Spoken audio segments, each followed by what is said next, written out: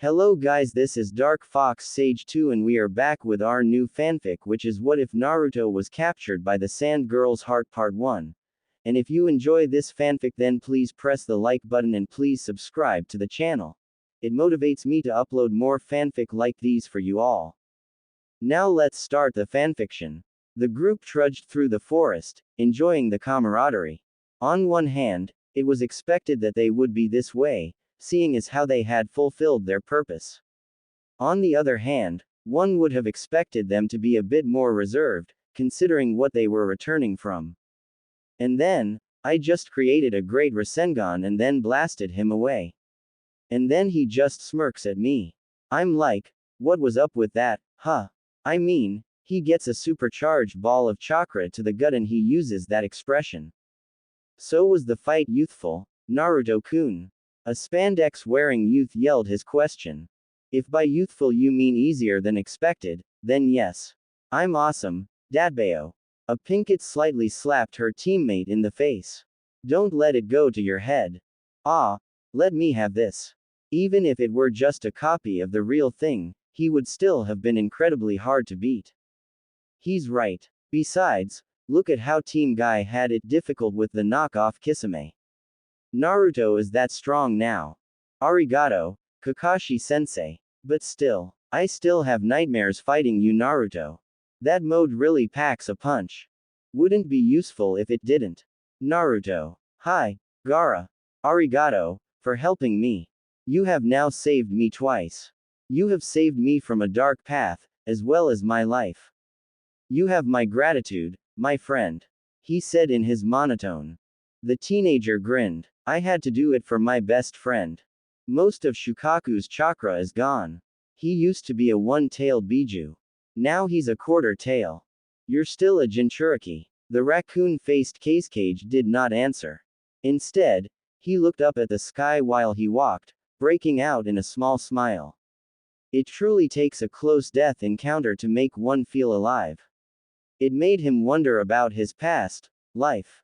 Did he truly feel alive when he was crushing people to death? No, he truly owed the blonde a lot. He now had his life, his family, his friends and the whole village to call his own. Speaking of the village, perhaps anyone would like to race back to Suna. Two spandex people shimmied up to the Casecage's side. A race. He felt happy. Might as well enjoy life. Hi, a race. You hear that, Lee? Hi, Guy Sensei. The Casecage wishes to fuel the flames of his youth with a youthful race. Everyone else who was aware of the proceedings shrugged, young and old alike. Might as well. It would also be a good way to see who was the fastest, as well as reach Suna faster. Why not? Sure. The blonde at the head of the group held out his hands to the sides to stop everyone from walking any further. He then walked to the far left and towed a line in the dirt to the far right. All right, he yelled. All participants toe the line. We'll start when the paper bomb goes off. Everyone slightly panicked. What paper bomb? The blonde took one out of his pouch and wrapped it around a kunai. He then threw it as hard as he could into the sky. He then hurried to his spot on the line. Get ready. Everyone else got to the line in their own fashion. From left to right, there were Naruto, Sakura, Chio, Kakashi, Guy, Lee, Gaara, Tenten and Neji, all in assorted starter running stances. All was quiet for a total of 3 seconds. Then the far-off sound of an explosion somewhere above them sounded. All of them took off like the proverbial bolt of lightning. Guy and Lee, as expected, took the lead and held it, Kakashi 2 meters behind them in third. Chio was faster than her age suggested and held fourth, much to Naruto's shock. He planned to rectify that.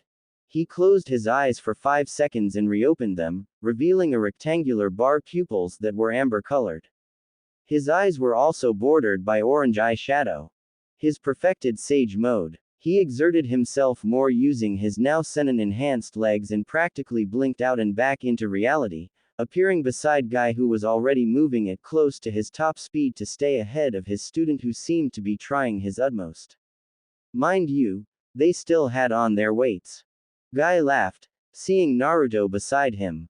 Yosh. Naruto's youth burns brilliantly. But if I cannot win this race, I will do 10,000 push-ups, and if I cannot do that, I will do a 10-mile run 10 times in one day. And if I cannot do that, I'll carry Kakashi on my back and hop on one leg to Konoha. Said man's only visible eye widened before he actually slowed down a little. But to his horror, it seemed as if Naruto wanted that to happen by actually speeding up a little. Kakashi knew that his eternal rival's limit was 8,000 and odd push-ups and 9 suicide mile runs was his time limit to a day. Wait a minute. Let a shadow clone take that punishment. In the meantime, he'll just catch up on his Ika Ika. Now re-spirited without the fright, he tried harder to win. After all, Guy was on 50 wins in challenges, as well as him. He needed a tiebreaker. Gaara's speed was nothing to scoff at. After carrying his own sand with him so much when he was younger, he was quite fast. So much so that he was in 5th place, ahead of the last 3 Chunin who trained under a Hokage and a Taijutsu speed demon. While they knew they wouldn't win, it was more like a race among themselves. Neji was only quick, not fast. All around agility, not running speed. Sakura and Tenten however remained last, but it was anyone's guess what they were chatting about back there. Naruto was sure however, that they were talking about him. As soon as gates, the Sand siblings waited at the gates along with a few people waiting on any news, be it good or bad about the cage. All were anxious. Some were adamant that he was alright and there would be a safe return while a few others, while they were not pessimists, they fretted for the worst.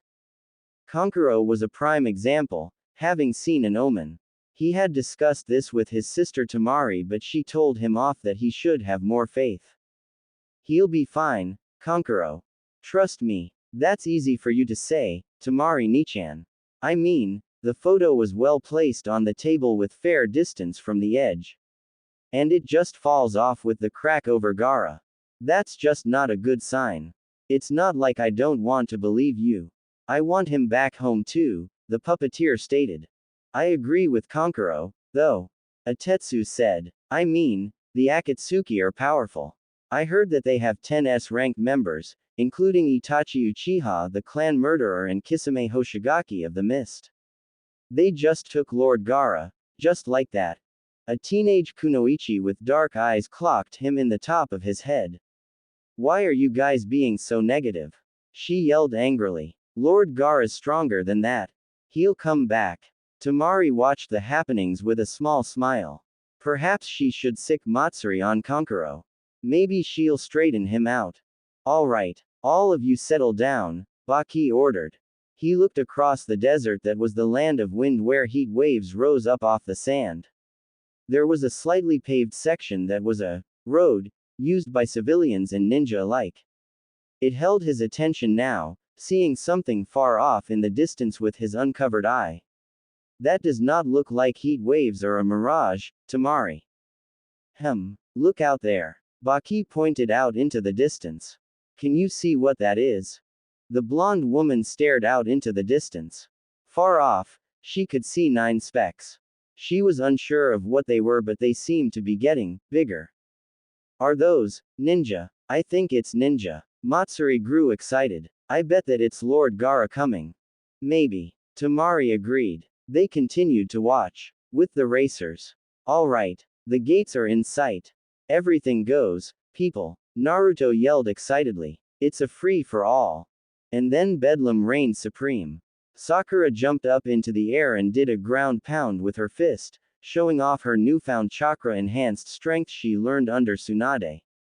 Immediately, a large crater came into being, throwing up a large plume of sand. She being the only one prepared for her stunt, everyone else lost footing and started to stumble and trip. She chakra dashed again taking the lead. Oh hell no. Tenten got up quickly and threw a bolus at the Rosette Kunoichi. You know, the heavy metal balls on strings that vigilantes like Batman and Robin use. They wrapped around the girl, pinning her arms to her sides and made her fall, resembling a weird species of caterpillar. Damn it, Tenten. The girl shrieked in surprise. The weapon's mistress giggled as she passed her, only to be tripped by a convenient short pillar of sand that rose up in front of her.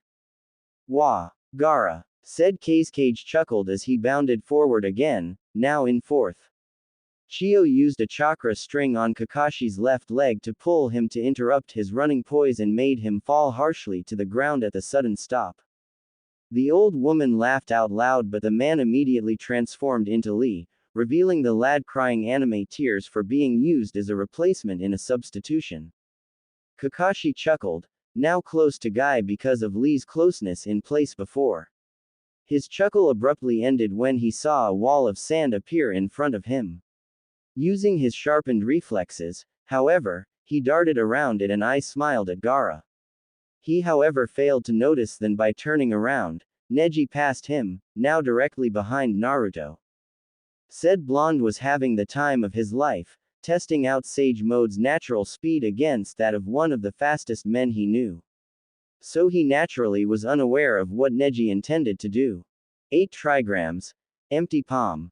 The wind chakra attack caught Naruto in the back of the head, making him face plant in mid-stride. He wasn't hurt, but he had sand in his mouth. He spat as he got up quickly. By now, everyone had passed him out except Sakura. This race is no joke. He channeled chakra into his legs and took off like a bullet, hoping to catch up to them at the very least before the race ended. He could see the gates coming up closer as he neared the group. Suddenly, he had an idea. Heh, I gave it to him. I take credit. He sprinted against the loose sand a bit more before spawning a clone about 10 meters ahead of him. Shadow clone jutsu, he cried, forming the modified cross hand seal. As he neared the clone, the doppelganger, Sage Mode is also present in clone, reached out and grabbed his creator's left arm at the shoulder, armpit and pulled him forward. In the same motion, the clone lowered his right hand close to the ground for Naruto to step in. The clone then had Naruto firmly placed in his hands and threw him forward with Sage strength at a 45-degree angle, the perfect degree for passing over his competitors' heads, unnoticed. He put his hands together in a water-cutting form to go through the air easier before he landed. The competition saw his fleeting shadow on the ground before he abruptly landed next to Guy, raising a torrent of desert sand that got into everyone's eyes. Ah, my eyes. Naruto. I'm used to getting sand in my eyes. Good thing I can just close my eyes and see through my eyelids with the Byakugan. Naruto-kun is truly youthful. I can't remove my weights. Lee's face looked uncharacteristically thoughtful. I'll open the first 2 gates. The spandex-wearing lad leapt into the air and focused his mental energies. The celestial gates. Gate of opening. Release. Chakra erupted from Lee while he was midair, attracting everyone's attention who was a bit bug-eyed that he would go that far. Gate of closing. Release. The green aura came off of Lee in earnest. As he landed, the boy flickered in and out of view nearing the gates quickly, much to everyone's shock, Naruto especially. Oh hell no. Naruto started spamming clones ahead of him to Kawarimi with. Guy opened his first 2 gates as well, traveling in a manner like his student.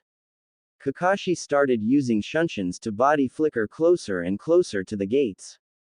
Gaara, in an effort not to be outdone, raised a sand tsunami and rode the tide of it, practically and literally everyone else behind him to eat his dust.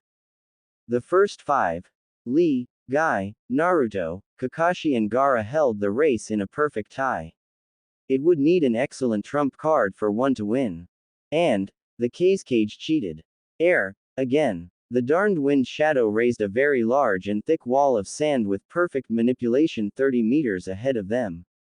And his competition slightly panicked. To climb a wall like this even with chakra would take too long. To go around would have that time but still would take too long. So the Leaf Nins decided to go straight through. Dynamic entry. Leaf Whirlwind. Rasengan. Chidori. All of them flew through the wall in their own respective styles. Gaara simply made the sand tsunami he was riding merge with it, making it extremely large. He then simply pushed it forward a little more, then attempted to cover his fellow racers in sand. Kakashi, Guy and Lee went under almost instantly. Naruto merely smirked just before the sand reached him. And in the same second Gaara saw his friend with the mischievous smirk, he saw himself closer to the ground watching his own sand, his own element about to cover him. He had just been used in a substitution. Gaara gave a dry chuckle before he too was covered. Naruto, now on top of the falling tsunami, and more importantly, the lead in the race simply ninja dashed across the finish line ecstatic.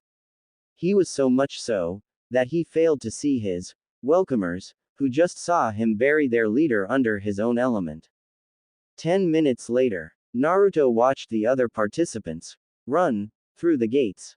And by run, it meant that they limped, crawled and generally jogged across the line.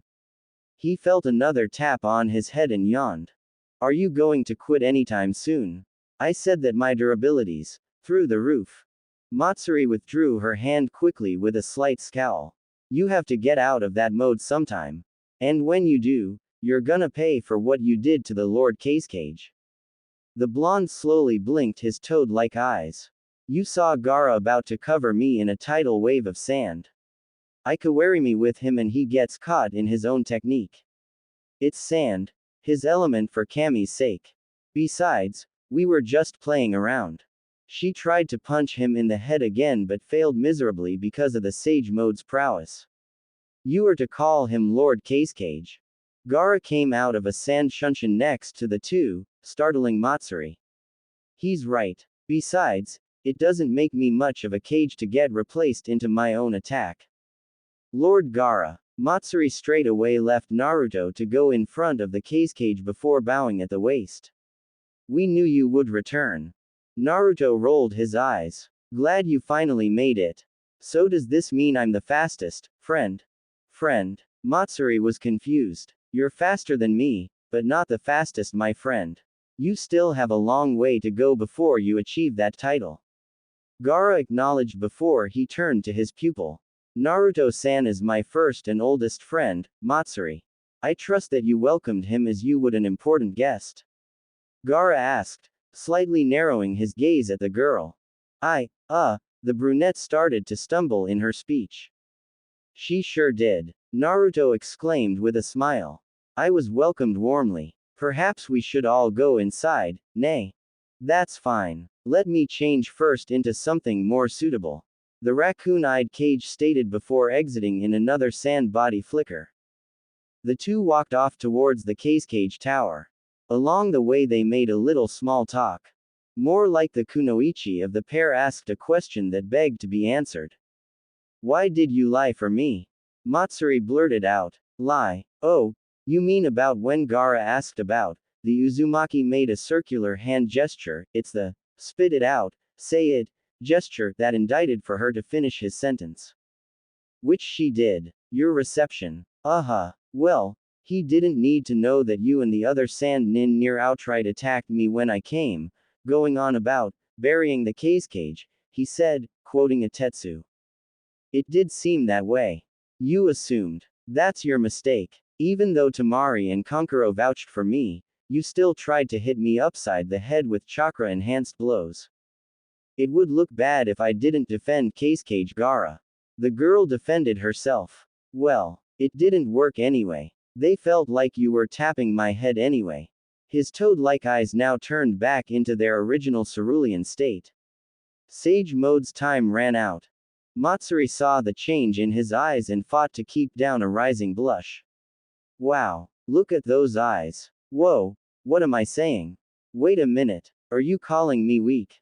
She asked angrily. No, what I'm saying is that I am so strong that it looks as if you are in comparison. She calmed down. Oh, realization struck her again. Wait, what? She whipped out her Johio. Wait, what? She put her Johio.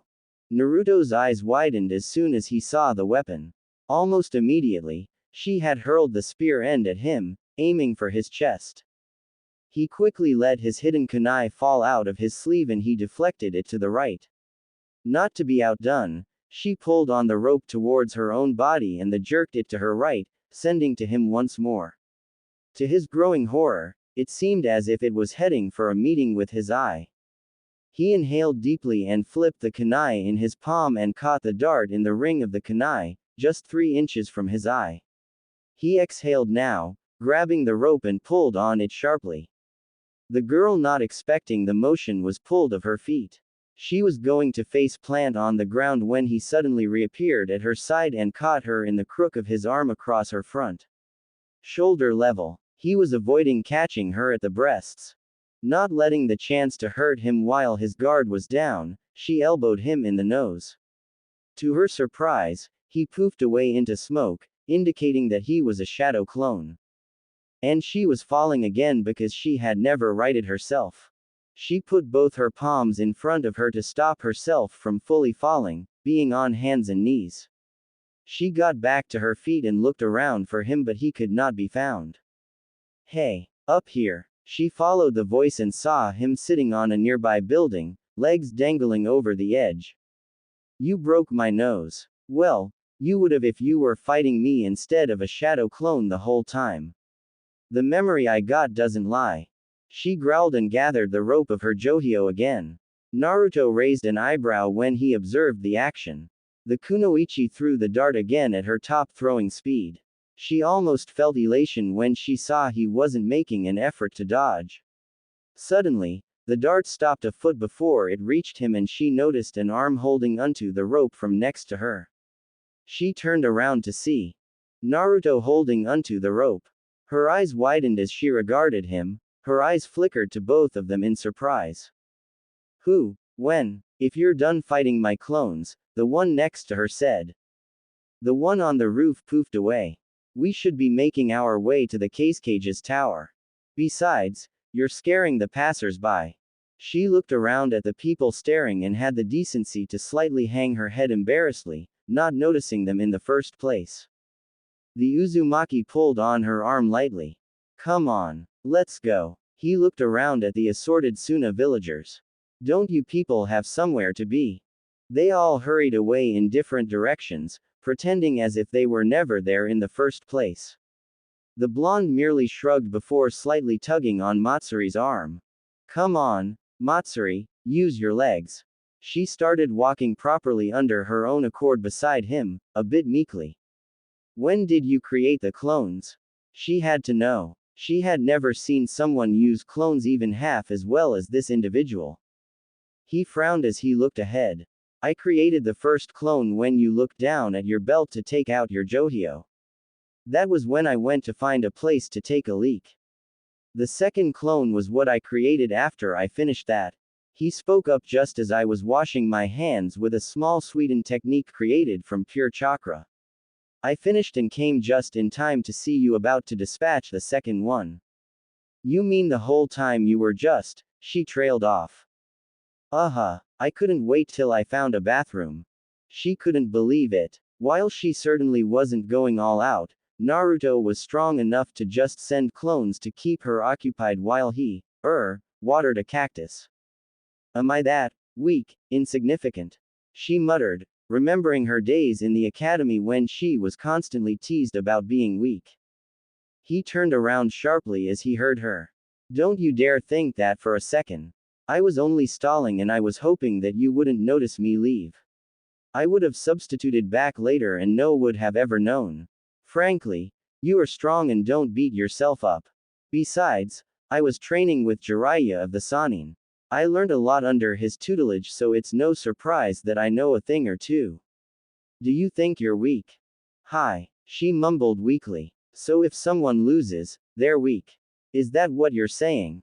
Not what I meant. But yeah, I think so. He grinned widely. Then I'm the biggest loser you will ever meet. So are the Subaku siblings, as far as I've seen.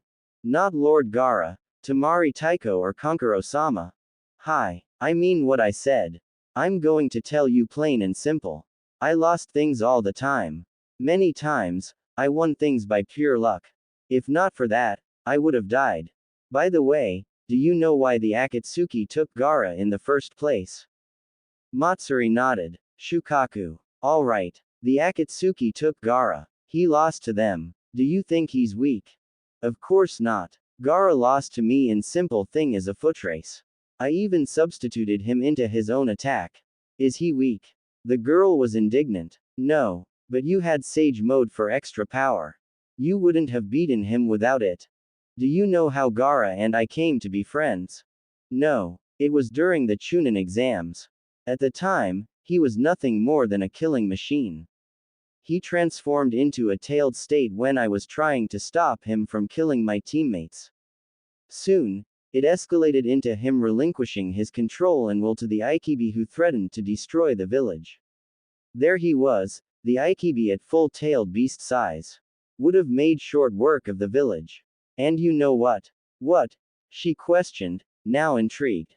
The village is still standing. I summoned the boss toad, Gamabunta, and we beat him, when Gaara was at the peak of his power. She was mind blown. Now, even though we, and by we, I mean Gaara and myself, do you think we're weak? No, she muttered. I'm sorry. Did I just hear a yes? Naruto smirked. No, she said louder. She looked at the ground. What about Tamari-san and Kankuro-san? I'm going to tell you pure and simple. Tamari lost in the Chunin exams to the laziest guy in the elemental nations when he only knew one technique, and you know she's a very proficient wind user. And Kankuro lost his fight to some insects. His smirk grew into an amused smile. She caught it and she started giggling a bit as well. Shikamaru. She lost to Shikamaru. And Kankuro lost to Shino. And both siblings were already prodigies. They're definitely not weak. Naruto smiled warmly at the kunoichi. Now you see. You're not weak. Besides, what I said was just the literal truth. It wasn't an unkind truth or taunt or anything. Okay. Okay. Alright. They finished their journey to the Cage's tower and let themselves inside. The air inside the building was quite cool considering the fact that they were in the desert. It could have been the fact that it felt cool inside by comparison, or there was a continuous air circulation technique being used. Naruto bet that it was the latter. The decor seemed to be entirely made out of sandstone and hardened with chakra. There were even large and impressive-looking statues, 4 of them to be precise, which they passed. They climbed the long flight of stairs adjacent the statues and soon came upon average-sized double doors. Matsuri stepped ahead of Naruto and opened the door for him. Shouldn't it be the other way around? She frowned. You're the guest of Suna while I am native. It would make more sense that it should be this way. Well, I think it's more courteous that the male do it. Faye. That's just tradition. Naruto strode up and opened the other door. Let's just cut through the whole tangled problem and enter at the same time. What do you say? Huh. Fine. On 3. She nodded. 1, 2, 3. They walked in at the same time and closed the doors in a similar fashion. Sue, what now? The blonde asked the brunette. Can you describe the fight between you and Lord Gaara? With Gaara, the redhead finally finished his shower and dried himself off thoroughly. He then pulled on another set of his cage robes. He neglected the hat. Personally, he hated it. It made him feel like he was like his much older counterparts of the other elemental nations when he was still a teenager. Finally, he regarded himself in the large standing mirror. He was pleased. After not going through a proper cleaning while getting Shukaku's chakra sealed away, not to mention the battle tears and wears he got when fighting Deidara, he really appreciated the bath. Besides, after getting caught in a sand tsunami, he had sand everywhere like how he used to be. He hated that too. He quickly left the room in a sand shunshin to his office, fully expecting to see everyone congregated there. Exiting the shunshin 3 seconds later, to find the doors closed and laughter and loud talking going on inside. Whoa, whoa, whoa. A muffled voice said. You stuck a paper bomb on a kunai between the crack of his ass. It was more under the tail, but yeah. Right between the cheeks, Tenten. Another voice said.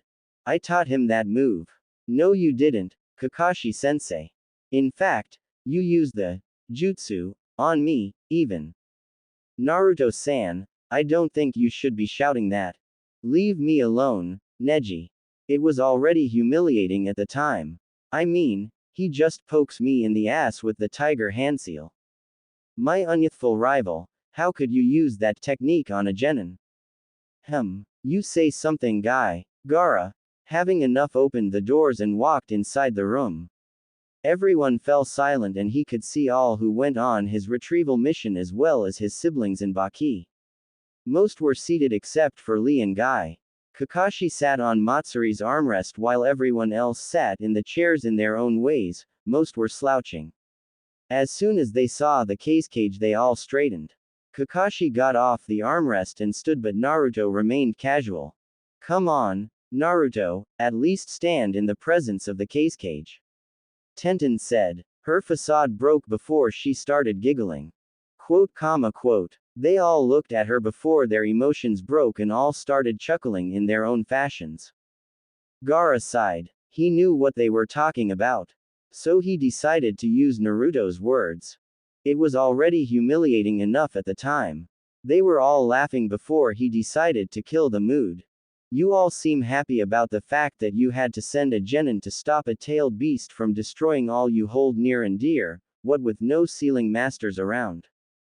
That did it. Now if you're all done digging up what should be buried in the past, we're here to make a written account of what happened for my retrieval.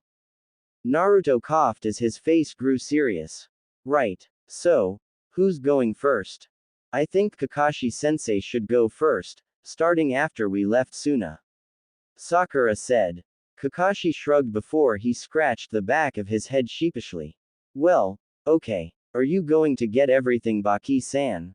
He looked to the Suna Junin, who had seemingly gotten out a scroll and an ink brush with an inkwell out of nowhere and spread it out across the Wind Shadow's desk, which was already fortunately clear of obstacles and stationary.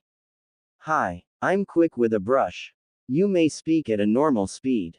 The Hatake nodded. Well, we were already making good time in going to the Akatsuki hideout. However, we soon met up against Itachi Uchiha in a clearing. After a short dialogue between ourselves and the new Kennen, we began to fight. He paused to look at Baki. The man Junin seemed to have already penned it and nodded to him for continue. Naruto suggested that he should do a finisher and I would be a distraction, counting on the fact that Itachi assumed that I use my lightning blade for the finish. I complied, knowing of his increased prowess from his training. I used the Reikiri in him and as expected, he dodged. While we were in the smoke cloud from mist attack, Naruto created a great Rasengan and plunged it into the Uchiha's gut. A white chakra explosion ensued and Itachi died in the explosion. In the aftermath, when we went to look at the corpse, we saw that it was a man named Yura, according to Lady Chiyo. Yura, Baki growled. He served on Suna's council for 4 years. How could he have been working for the Akatsuki? I don't know. Perhaps that was how they were able to infiltrate Suna's borders and security so easily. Anyway, Chiyo sealed his body in a storage scroll and decided that we needed to make haste to save the cage. I presume she has the corpse now currently being analyzed. When we reached the hideout, we came upon a very large boulder with a reinforcement seal.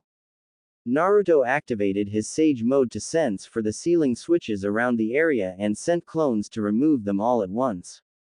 In the same instance, Sakura destroyed the boulder and we entered.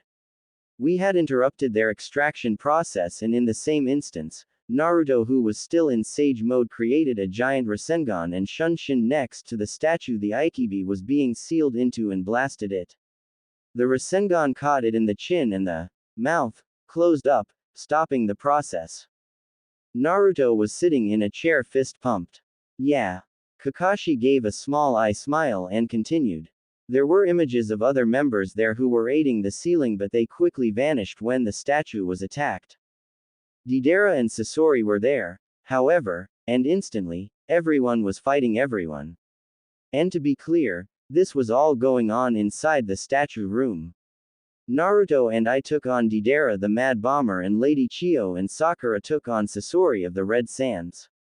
Sasori mentioned something about no explosions around the ghetto statue, and Deidara started making small explosives with clay chewed and prepared with mouths in his hands. I'm sorry, did you just say mouths in his hands?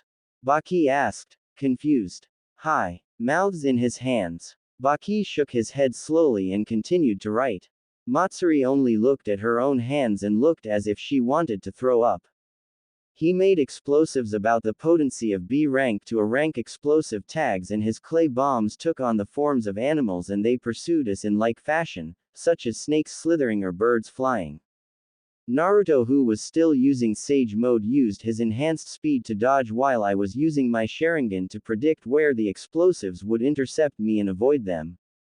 Eventually, when Deidara thought we were getting too close for comfort, he created a large clay bird to fly around the cavern. He was about to fly outside when Naruto threw a clone at him who had Rasengans in both hands.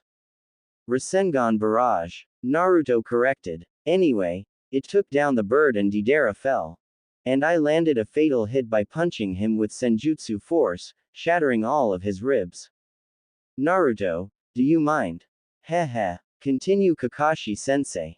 Quote. You can continue. His body started to glow and we assumed that it was a post-death technique that would blow up. We didn't want to take any chances on its blast force, so I used a space-time ninjutsu to warp it away in another dimension. Baki raised an eyebrow. It's true. Now it's Sakura's turn. She describes her fight with her and Chio versus Sasori. It's all canon events, except for telling them about a spy at Tenchi Bridge. So he's the one who caused the third's disappearance. He killed the Sandame and used his body for a human puppet. Hi, according to Lady Chio. Matsuri grimaced. That's horrible.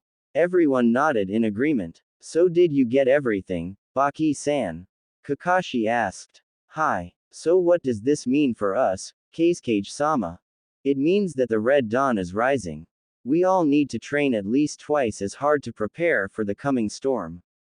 Gaara, is it because you became a Kage why you started talking like an old man?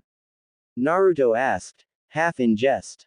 Quote. Matsuri clocked him over the head. Show some respect, Naruto. Geez. It was just a joke. I mean, he's my age, for crying out loud. I don't talk like that.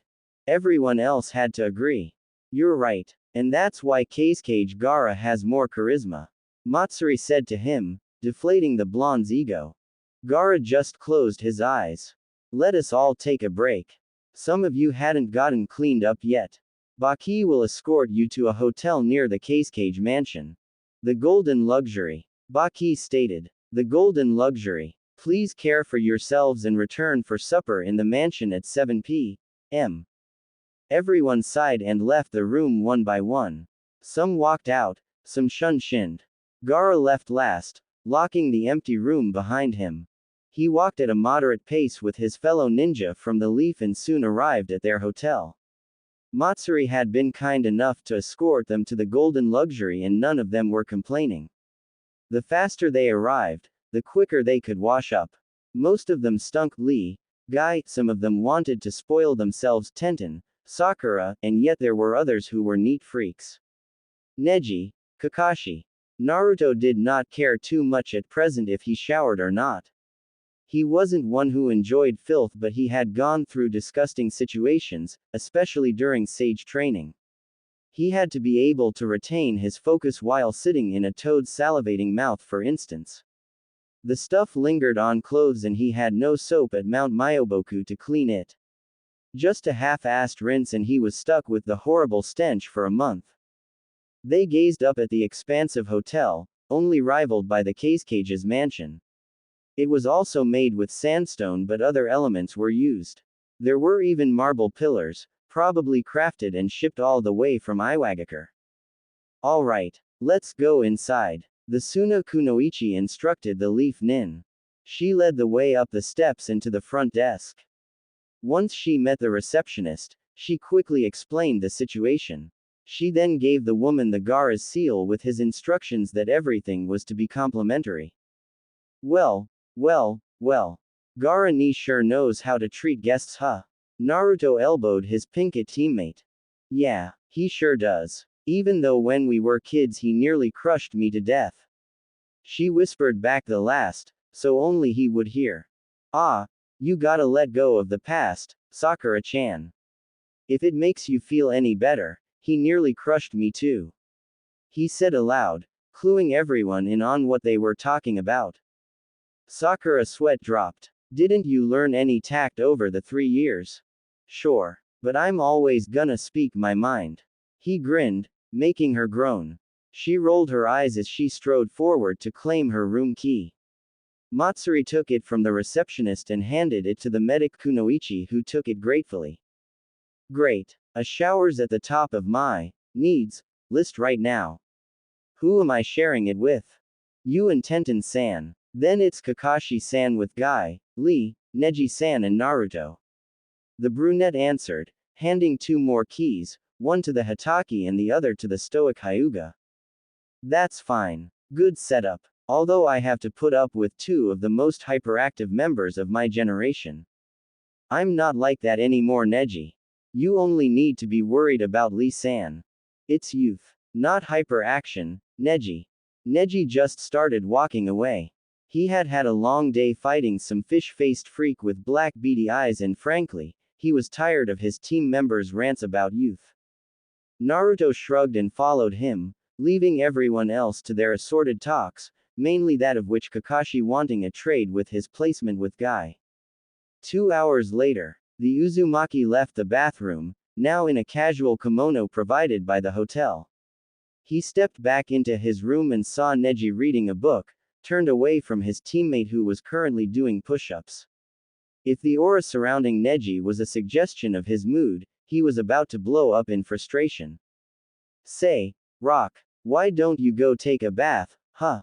I've read somewhere that being clean was, youthful, Naruto told Lee. I have never seen a fanfic where a character uses his first name only, instead of his last. Youthful, Naruto-kun, I shall have as many showers as possible. The bowl-cut teen yelled in enthusiasm. He streaked out in a blur of green, kicking up a small wind. The blonde chuckled. Well, I just bought you some peace, Neji. He grunted in response, not looking up. What are you reading? He sat on his bed in a lotus position, preparing to meditate. Serenity found in reunited souls. Oh, well, I won't tell you any spoilers. Don't wanna ruin it for you. The Hyuga looked up. You read. He held up the medium-sized book. This. He closed his eyes. Helped inspire it. The pale-eyed teen snorted. As if. My name is in the special thanks. It's at the end of the book, page 726. His focus started to rise as his outward awareness receded. By the time this process was completed, he missed hearing Neji give a small shout when he found the page. What the hell? Special thanks to one Naruto Uzumaki, whose noble efforts helped to inspire this book's creation. He looked back at the blonde who was apparently meditating. Brand new Naruto, huh? He started reading again, now in a hurry to find out how it ended. He was in the void. It was the perfect shade of gray. He was as light as a feather. He was as heavy as the earth itself. He was as significant as the sun, but he was as pointless as hate. He was as deadly as a blade and harmless as breathing air. Here, he felt truly alive, and truly dead. He has love to give, and everyone to hate. He was yin and yang. He had to find balance. Perfect balance. Without it, he could give up on living, give in to hate. Without it, he could become deliriously happy, complacent and idiotic. It was the curse of being a sage. He had to hate and love equally. It was one of the reasons he had stopped pursuing his Rosette teammate in romance, why he had stopped hating the village's treatment of him when he was younger. He had to be perfectly neutral. With balance, comes perfect peace. With perfect peace, one perfects the sage arts. Jiraiya had failed in doing so, the reason he had failed in becoming the perfect sage. He had to rely on the elder toads. Naruto achieved neutrality.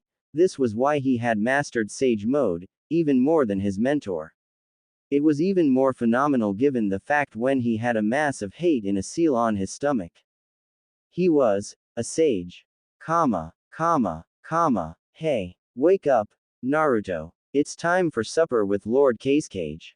Someone was shaking him by the shoulders, trying to rouse him back to reality. His waking reflexes nearly made him try to chop the person's neck before he recognized the voice as Matsuri's. He opened his eyes to find himself back in his room on his bed. Huh, supper. The cage is waiting on everyone. He sent me to fetch you. She insisted. She was about to slap him lightly when he caught her hand. That won't be necessary. I wasn't sleeping. Sure looked that way. She stepped back and allowed him space to hop off the bed. Meditation, he corrected, slipping on his sandals and looking around the room. Where are Lee and Neji? They're there already. It's just you who isn't. He scratched his head a bit sheepishly and grinned. Well, someone should have told me. You said you weren't sleeping. He studied the girl in front of him. She was wearing a kimono as well, a green one with a little floral pattern around the legs. It was somehow casual and outgoing at the same time. So you will be there too, huh? Yeah, of course. The mansion is a part of the tower. No. Then I don't know where it is. Lead the way, please. He motioned to the door with a small wave. She rolled her eyes before she walked out, Naruto close at her heels. The journey was mostly silent, the teenager in the lead with Naruto a little behind and to the side. His senses were taking in every detail at once, like a truly seasoned shinobi. He felt the heat of the desert was rapidly cooling as the sun set, while he saw vendors and other business places started to close. He could hear them locking the bolts of their doors securely into place. He licked his lips and flickered the sand lightly with his tongue to spit it away. And that smell. Say, Matsuri. She looked back at him using her peripherals. Was the perfume necessary? It's only a small dinner function. With the cage, you should be more familiar with him, even more than me. Or is it that you want it to be that way? He wagged his eyebrows suggestively. What? No. The girl fought down a small blush and coughed in her hand to hide it. What makes you say that? You seem pretty eager to defend him at every turn. He smirked. I'm, a ninja of his village. I'm supposed to. She defended herself. So that's why you're wearing that very sensual perfume and not carrying your johio. Don't try me, Naruto. She warned him. I'm petrified. I wonder how Gaara will react. Matsuri-chan, that's a lovely number you're wearing. Naruto imitated his friend's monotone. Find the place yourself. In her exasperation, she performed a quick shunshin, leaving him behind. The sand from her shunshin got in his eyes, irritating it. He rubbed it lightly, thinking about how to get to the function now without direction. Even now, no one was on the road he could ask. Wait a minute, I could just sense for Gaara's chakra with Sage mode. Then all body flicker there too. Besides, maybe the mode will help ward off the cold. I'm not really used to it. He closed his eyes to gather a little natural chakra before he activated the power-up. As it became active, he absent-mindedly noted that it took a half-second longer to sift through the balance. He presumed that he needed to take a small break from using it so much. He quickly used the sensing abilities that came with Sage mode and searched for Gaara's chakra signature.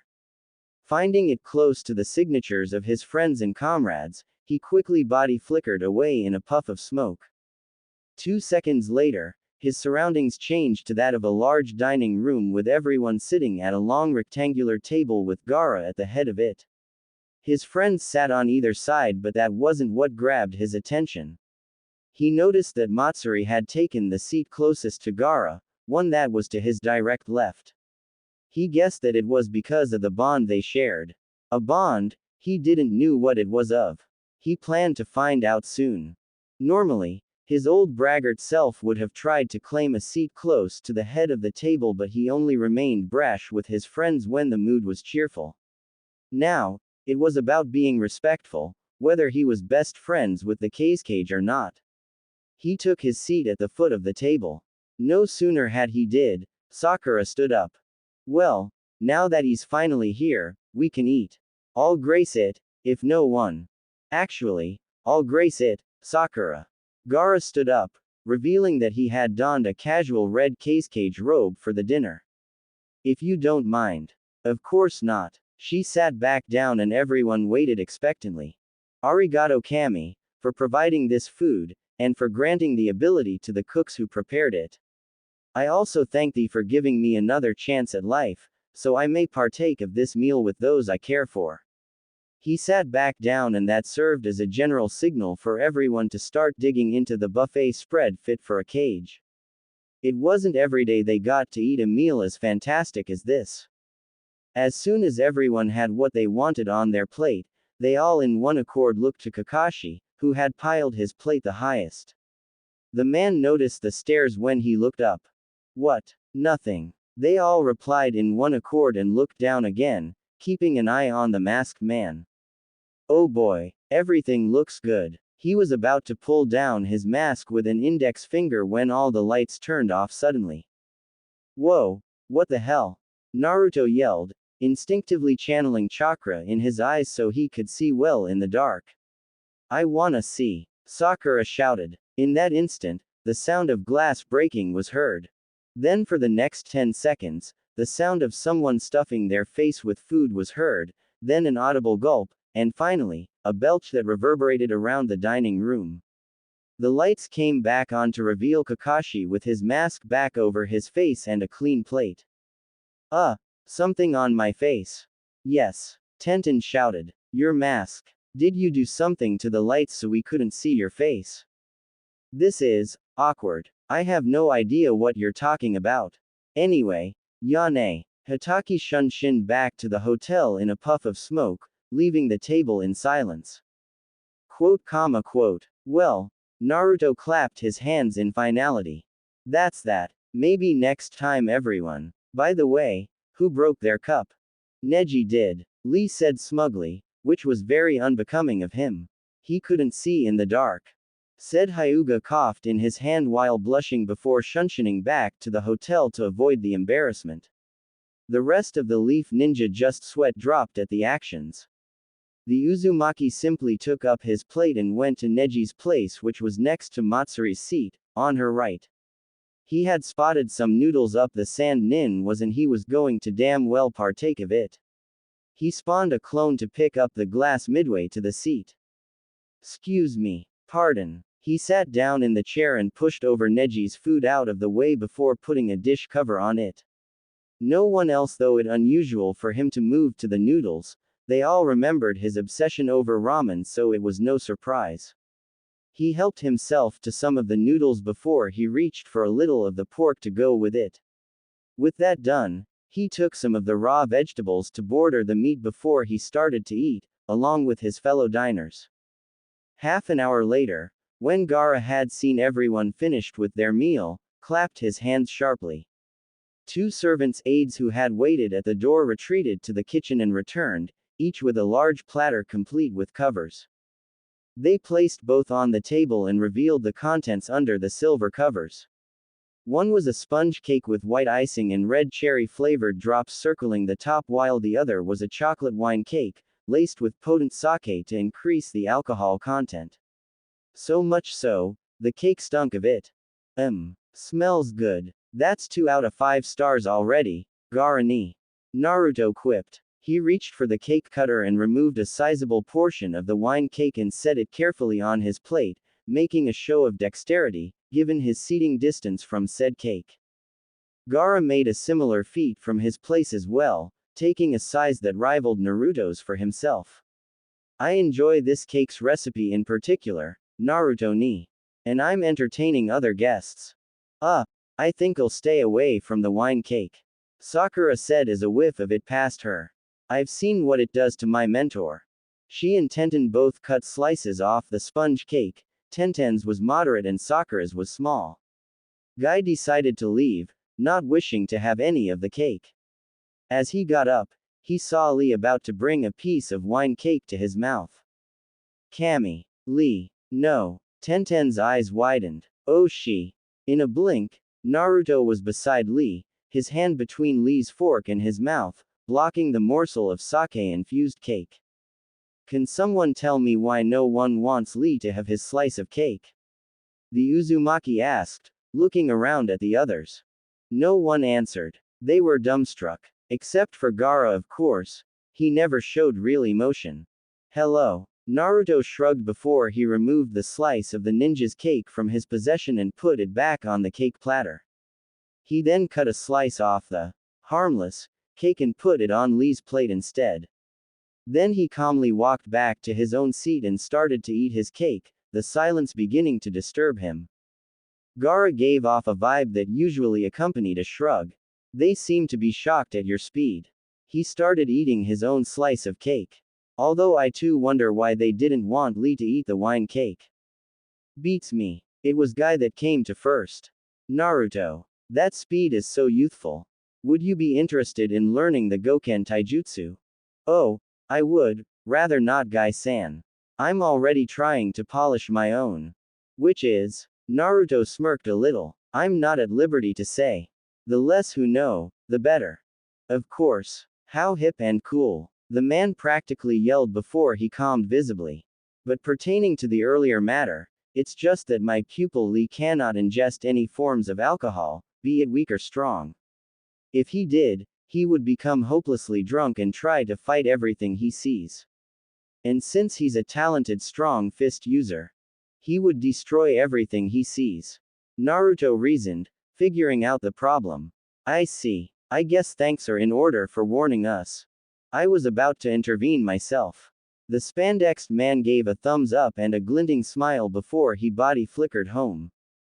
That's that. Naruto forked up another piece of cake to his mouth, savoring the taste. Tastes really good. Really. Matsuri reached over and cut herself a moderate-sized piece before she transferred it to her plate. The smell alone could probably get me drunk. Aren't you underaged? Naruto asked, throwing her a smug expression. Old enough to kill, old enough to. She took a bite of the cake before her face slightly reddened. Gulp, eat this sake bomb of a cake. Wow, how much did they put in there? Just enough. Naruto and Gaara said simultaneously, none of them unnerved by the action. Matsuri, not willing to be outdone, ate another piece of it and more blood rushed to her face. Yeah, just enough to kill me. How can the both of you eat? She gestured to the cake with her fork. That is a simple question. The Kazekage said in monotone. Naruto, shall I tell her? Sure. Why not? She doesn't seem to be biased. It's just Lee and Tenten that I'm afraid of. Well, if they don't like the answer, I guess I'll lie. On the greater chance, they might be fine, given the fact that they're okay with you. This made everyone else who were eating their respective desserts look to him. Gaara closed his eyes, garnering everyone's attention. The reason is simple. Naruto and I are both Jinchuriki. Our respective inner demons make it next to impossible for us to get drunk. Tenten raised an eyebrow. Inner demons. Oh yeah. Naruto waved his hand in an, it's no big deal, motion. I am the container for the nine-tailed fox, the beast that raised half of Konoha to the ground 16 years ago. He said it so casually and nonchalantly, the ignorant teens had a hard time believing him. Naruto, that joke is most unyouthful. Lee said in a frown. It's true. Sakura said. He's not lying. They immediately got horrified looks on their faces, mixed in with realization. So, the huge chakra reserves. Tenten said softly. Hi. The red chakra you used against Neji.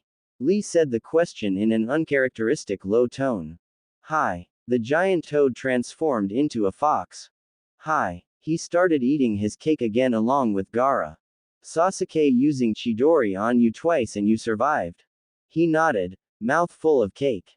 The villagers glaring and treating you like. He swallowed and held up his hand to stop them. Alright, that's enough. No need to backtrack any further. So anyway, the demons just neutralize any and all poisons they detect in the bloodstream, and rapidly heal all injuries. That's why me and Gaara can't get drunk. They all blinked. Well, I don't know about you, but I'm not hungry anymore. Tenten put down her fork, soon followed by Lee. What? Naruto said. Pardon? Tenten asked. What has changed? I don't know what you mean. Tenten replied. I'm asking you, what does this mean for the both of you?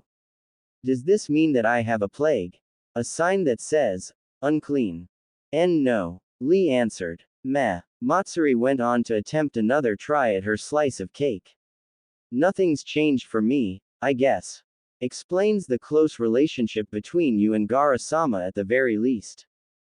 Thanks, Matsuri. But you should have seen this coming anyway.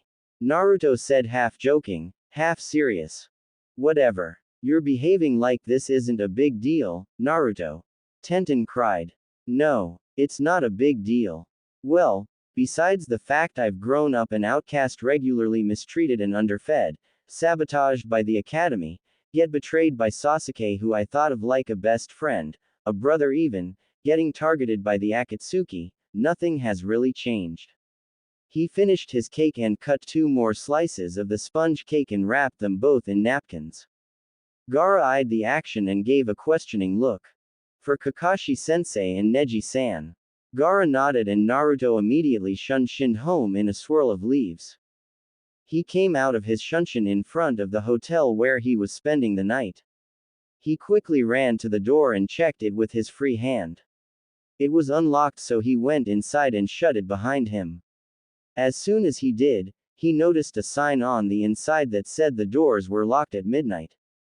That's convenient. I bet it's only 9 p.m. 10 p.m. at the most.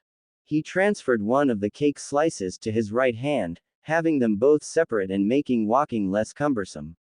He quickly went up the stairs in a mild run until he got to the floor where all the Konoha nin were staying. He stopped at Kakashi and Guy's rooms first and called.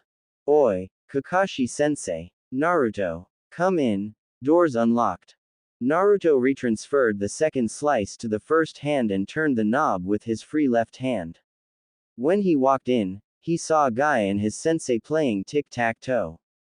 He sweat dropped. Really? There are 100 youthful spaces in it, Naruto-kun. We have already used 57 of them, but none of us have gained the advantage. Guy exclaimed before he wrote in an X. Anyway, sensei, you left before we all got cake. I cut a slice for you. Kakashi looked up from the sheet of paper. Cake. A bit too sweet for this time of night, isn't it? There's a vanilla sponge cake and a wine one, made with a lot of sake. If you're worried about the sugar, I'm sure that you can save it for tomorrow. Just put it in a storage seal. Said Junin took a small one out of his Junin vest on a hanger and took the sponge cake from him. Alright, we're leaving tomorrow at 10 a.m., by the way. Don't oversleep. He walked out of the room. I won't. He finished closing the door, and just before he left, he heard muffled shouts of one of them winning. If the yells were anything to go by, it sounded like Kakashi had won. He sighed as he went to his room. He had just realized that he had to sleep with Lee that night, as well as Neji. As he said to the two, he would live. He wouldn't care what they thought of him, but if they felt that they had to distance themselves from him, so be it. He had been a long time on his own. He had grown to be a somewhat solitary figure, and he had grown used to it. He knocked on the door twice to announce his entry before he walked in.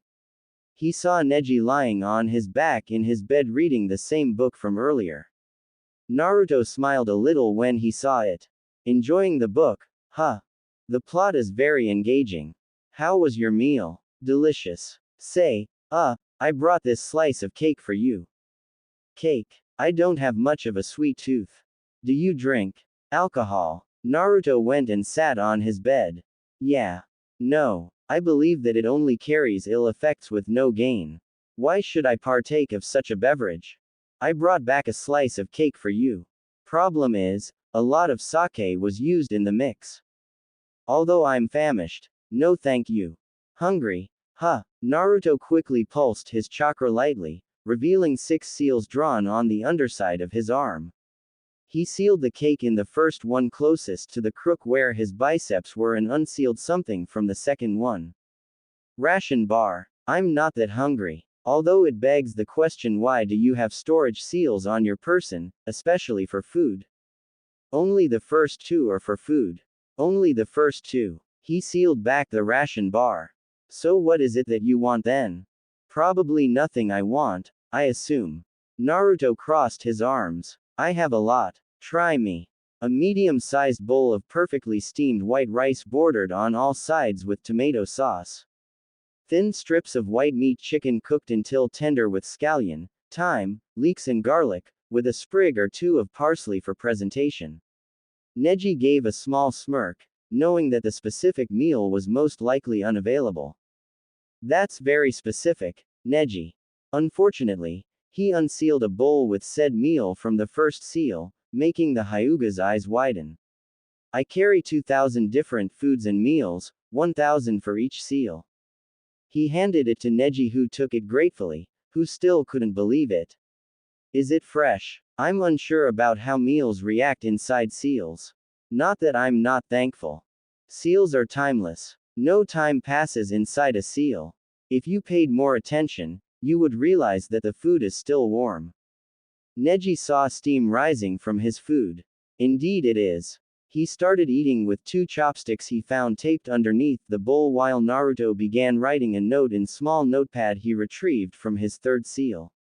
He wrote down the specifications of the food he gave Neji and then sealed it away again. Hey Neji. His mouth was already preoccupied with eating. Remember 3 years back at the Chunin exams when I countered your rotation? He swallowed his bite of food. Hi. Why do you ask? You'll see. With that, Naruto shinned away in a puff of smoke, leaving the Hyuga befuddled. 5 seconds later, Lee and Tenten barged into the bedroom. Neji, you would never believe what happened at dinner. Tenten screamed in a whisper. How so? Neji-san, what are you eating? Lee asked. Dinner. Naruto gave me. Well, it's about him we're talking about. It's about what he told us during dinner time with Kazekage Gaara. Tenten sat on the bed beside the Hyuga while Lee sat on the other side so they could speak lowly and still hear clearly. I wonder if this is tied in with the Chunin exams that Naruto just mentioned. Go on. Naruto admitted to us to be the container of a demon, just like Gaara. She said almost inaudibly. A demon host like Gaara. He tapped his chin while he thought. I've once heard of such a thing. They are called Jinchurikis. Well yeah, that's what he called himself. A Jinchuriki. Lee said, recalling the conversation. Or a wreck of an explanation, depended on who you asked. Power of human sacrifice. Neji mumbled. Remember 3 years back at the Chunin exams when I countered your rotation? You'll see. Of course. That red chakra I saw throughout the fight. So that's what he meant. But I already had my suspicions. I suspect that Shino and Shikamaru-san also harbor suspicions but do not care. Come to think of it, I don't care if he is. Why should you? He said that he's the demon container for the 9-tailed fox. She hissed. This is big. He started to eat again, rapidly losing interest in the conversation. You're dodging the question. I asked you why do you care? I care. It's not like I suddenly hate him or anything. She glanced to Lee, entreating for oratory assistance. It just that it changes how you see him. We see him in a different light. Lee finished, much to the Higarashi's relief. What kind of light? A sinister, malevolent one. A person who is more than likely to become traitorous and dead like Gaara once was. No. Tenten sighed. Right now, I would say that Naruto is the person who I respect the most, even more than Hiyashi-sama, my uncle.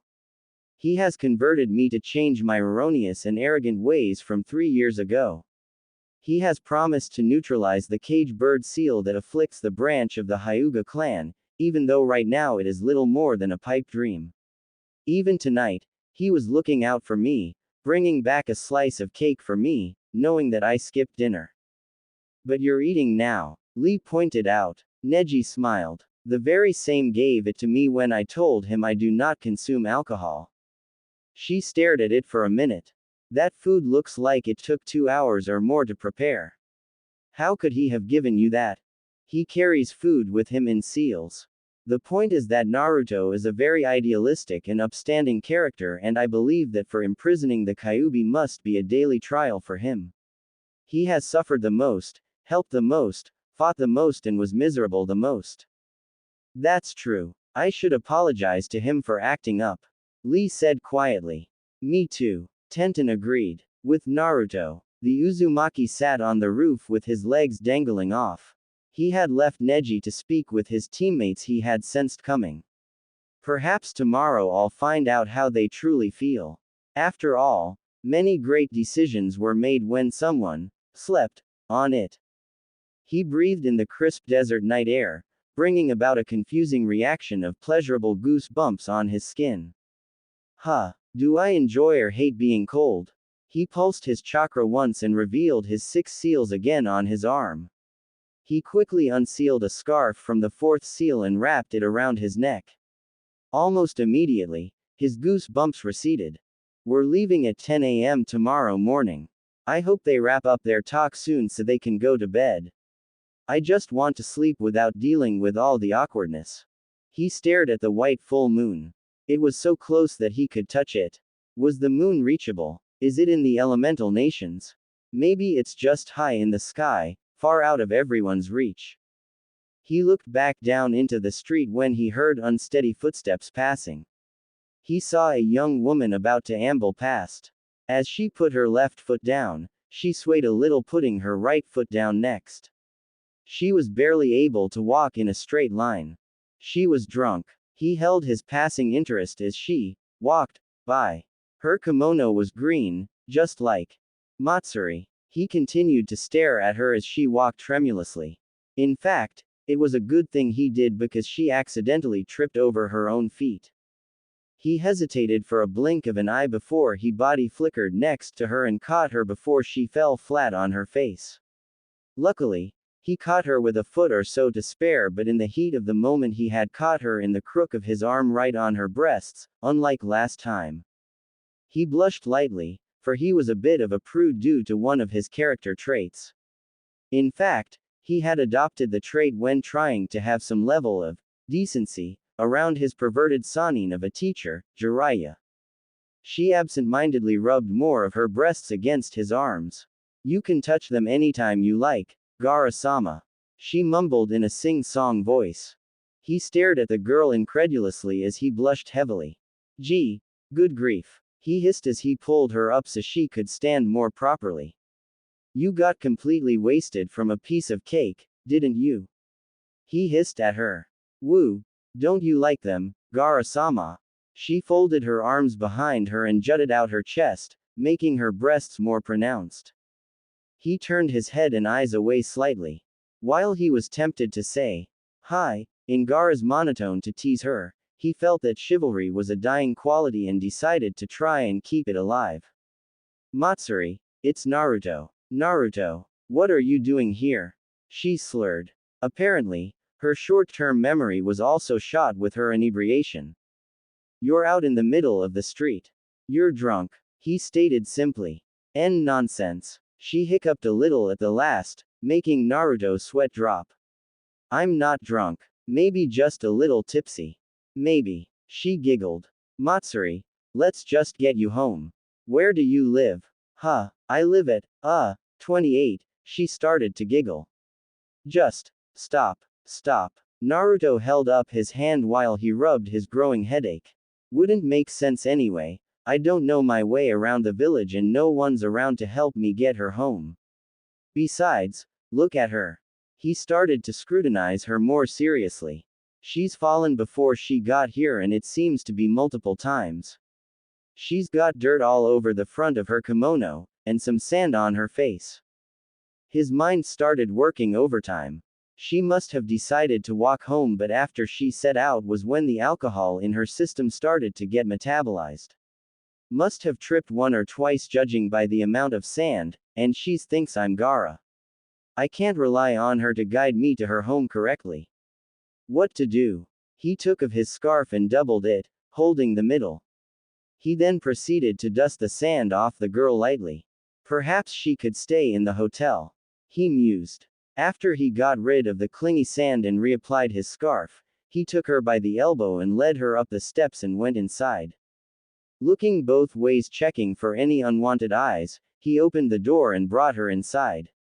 He was seriously considering letting her sleep in the hotel, but he wasn't sure how to procure a room for her to sleep in. He quickly spawned a shadow clone seamlessly, and the clone started scouring the hotel for any kind of management. 15 minutes later, the clone dispersed, relinquishing memories that it found none available.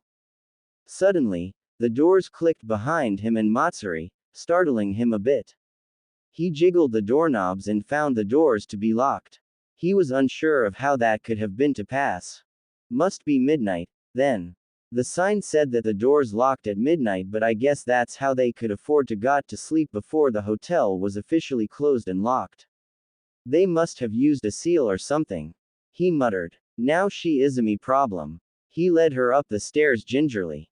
With all things considered, one thing is clear. She's sleeping here tonight. He looked back at the girl barely making the steps properly. But she's currently inappropriate for sleeping. She needs a bath, fresh clothes, the girl exhaled, sending a puff of sake-laced breath that wafted across his nose. And some mouthwash. He quickly exhaled in his own closed palm and smelled it. Me too, I guess. He quickly led her up the stairs and finally stopped in front of the bathroom he was sharing with Lee and Neji. Let's get this done, he mumbled. The kunoichi must have heard him. Get what done? You're gonna do me, Gara-sama. She giggled loudly, making Naruto clap his hand over her mouth. What are you doing? He hissed. Shish. You'll get us caught. You're not supposed to be here. The girl made some muffled sounds before she went quiet. Satisfied with the silence, he led her inside the bathroom and shut the door behind them. The white-tiled room was immaculate, something he was grateful for. Neji must have used it last. He's got a good sense of cleanliness and order. He hesitated a bit before he realized that if she was drunk, she couldn't take a shower unsupervised, or take her own clothes off for that matter. Perhaps I'll regret doing this one day. Helping people was too problematic. He turned the now listless girl around and untied the belt for her kimono, preparing to help her get out of it. Listen to me, Matsuri. You're drunk, filthy, and you need to get cleaned up. Can you bathe yourself? The girl responded by going completely limp, and had it not for him still holding onto her belt, she certainly would have fallen to the hard ground. Ah geez. He quickly turned her around, stuck one of his palms under her armpit and held her upright, looking at her now peaceful face. Does this make it easier for me? Or harder? He shrugged his shoulders before he continued taking off her kimono. It fell off and pooled around her feet, leaving her in tights, and a pink bra. For some reason, he found her extremely attractive in it, but he tried, and failed, to stop his face from superheating in a blush. He reached behind her and unhooked her bra deftly and removed it, looking at her face only. He then spawned another clone seamlessly that held the girl again by the armpits from behind her while he himself closed his eyes. He then stuck his thumbs in the elastic of her tights and stared to pull it down while he himself fell to one knee. He felt the loins of his own pants start to react to the images being produced by his imagination. Crap, crap, crap. His member started to press against the fabric of his own clothing, pitching a tent there. He groaned internally before he finally reached her ankles. With a small sigh of relief, he lifted one of her feet, then the other, and suddenly, the tights were on the ground. He stood up swiftly and opened his eyes, now looking back on her face, and was about to dismiss the clone before he heard it clear his throat. He looked up and saw the clone gesture to Matsuri's waist by looking to it repeatedly. You forgot her panties too, boss. Oh come on. He repeated the procedure was the exact same except for the fact that the process was slower. Little Naruto grew up and became an oversized adult, and he was in fear that Matsuri might wake up and deal out some justice to him, and he was going to be obligated to just shut up and take it like a certain perverted old man. Finally finished, he stood up again and relieved the clone of its job while he carried Matsuri and made her stand up in the shower. He then beckoned the clone over next to him. You're going to have to bathe her. What? I don't think I heard you correctly. Bathe her. Why the hell should I? Because I can't afford to get wet in my clothes. You can bathe her since you're just a clone. You can just disperse when you're done, inside the bath. Nowhere get wet needlessly. The clone shrugged in resignation. I guess that's true. He stepped inside the bath beside her and was about to start when he hesitated. Do I have to wash her down everywhere? No. No, just rinse her down thoroughly. I'm sure she had a bath earlier this evening. She just needs to be cleaner for bed. The clone's sweat dropped. Will do. Naruto closed the curtain and a minute later, he heard the water come on full force. Deciding to test the waters, he stuck his hand through a crack between the shower curtains and the wall and felt the water spraying heavily from the knob. It was lukewarm, nothing to get excited about. About another 5 minutes of the shower running, it was turned off and the curtains drawn open. He turned his back the second he heard the curtain opening, so he didn't look. Hand me a towel. The statement came from the clone. Naruto retrieved the towel from the clone and gave it to him, eyes still closed. The clone merely shook his head. He doesn't realize. Won't be long anyway. The clone thought, his face ablaze in a crimson blush. The clone quickly dried the girl off with the thick and luxurious towel before giving it back to the original. Naruto merely threw it into the waiting towel hamper before he raised an important question. What is she going to wear now? He looked up to his forehead for a brief moment before coming to a solution. He unsealed one of his black t-shirts from his fourth clothing seal and threw it over the clone's shoulder. A small pair of shorts almost the size of underpants, and elastic sweatpants followed after. She can wear these. Chop chop. The doppelganger growled a little in his throat before he did as he was told. Everything said and done, Matsuri was dressed and ready for bed, but judging from the girl's unconscious form, she was already more than just prepared. The clone heaved the brunette into Naruto's capable arms in a bridal carry. The Uzumaki looked down at the girl's peaceful face. Cute, he murmured. The clone smirked. You'll think of her in more ways than that in 5 minutes. Now wash her mouth and get her to bed. Naruto raised an eyebrow before he made the girl stand upright before throwing some mouthwash into her mouth and swished her cheeks around with it. Some dribbled out of her mouth, but it still got the job done. She no longer had a drunkard's breath and she could always brush her mouth in the morning. Later on, that is. He let her fall back into a bridal carry and hefted her back to his room. At the door, he momentarily balanced her lower torso on his uplifted knee while he opened the door. Once inside, he saw that the room still had a dim light on with Neji and Lee in their respected single beds. He gently laid her, on her back, down on his bed and pulled the covers over her.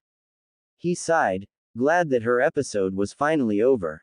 Good night, Matsuri, he muttered. Her eyes opened in a squint while her body tensed a little. Good night, Gaara-sama. She quickly leaned up on her elbows and before Naruto could react, the girl kissed him on the lips. For that brief second, Naruto's mind started to think about everything about the kiss, instead of focusing on the kiss itself. About why she kissed him, mistaking Gaara. About why she would kiss Gaara on the lips. About how she continually mistook him for Gaara. About how much he was enjoying the chaste kiss. About how her soft lips perfectly fit his own.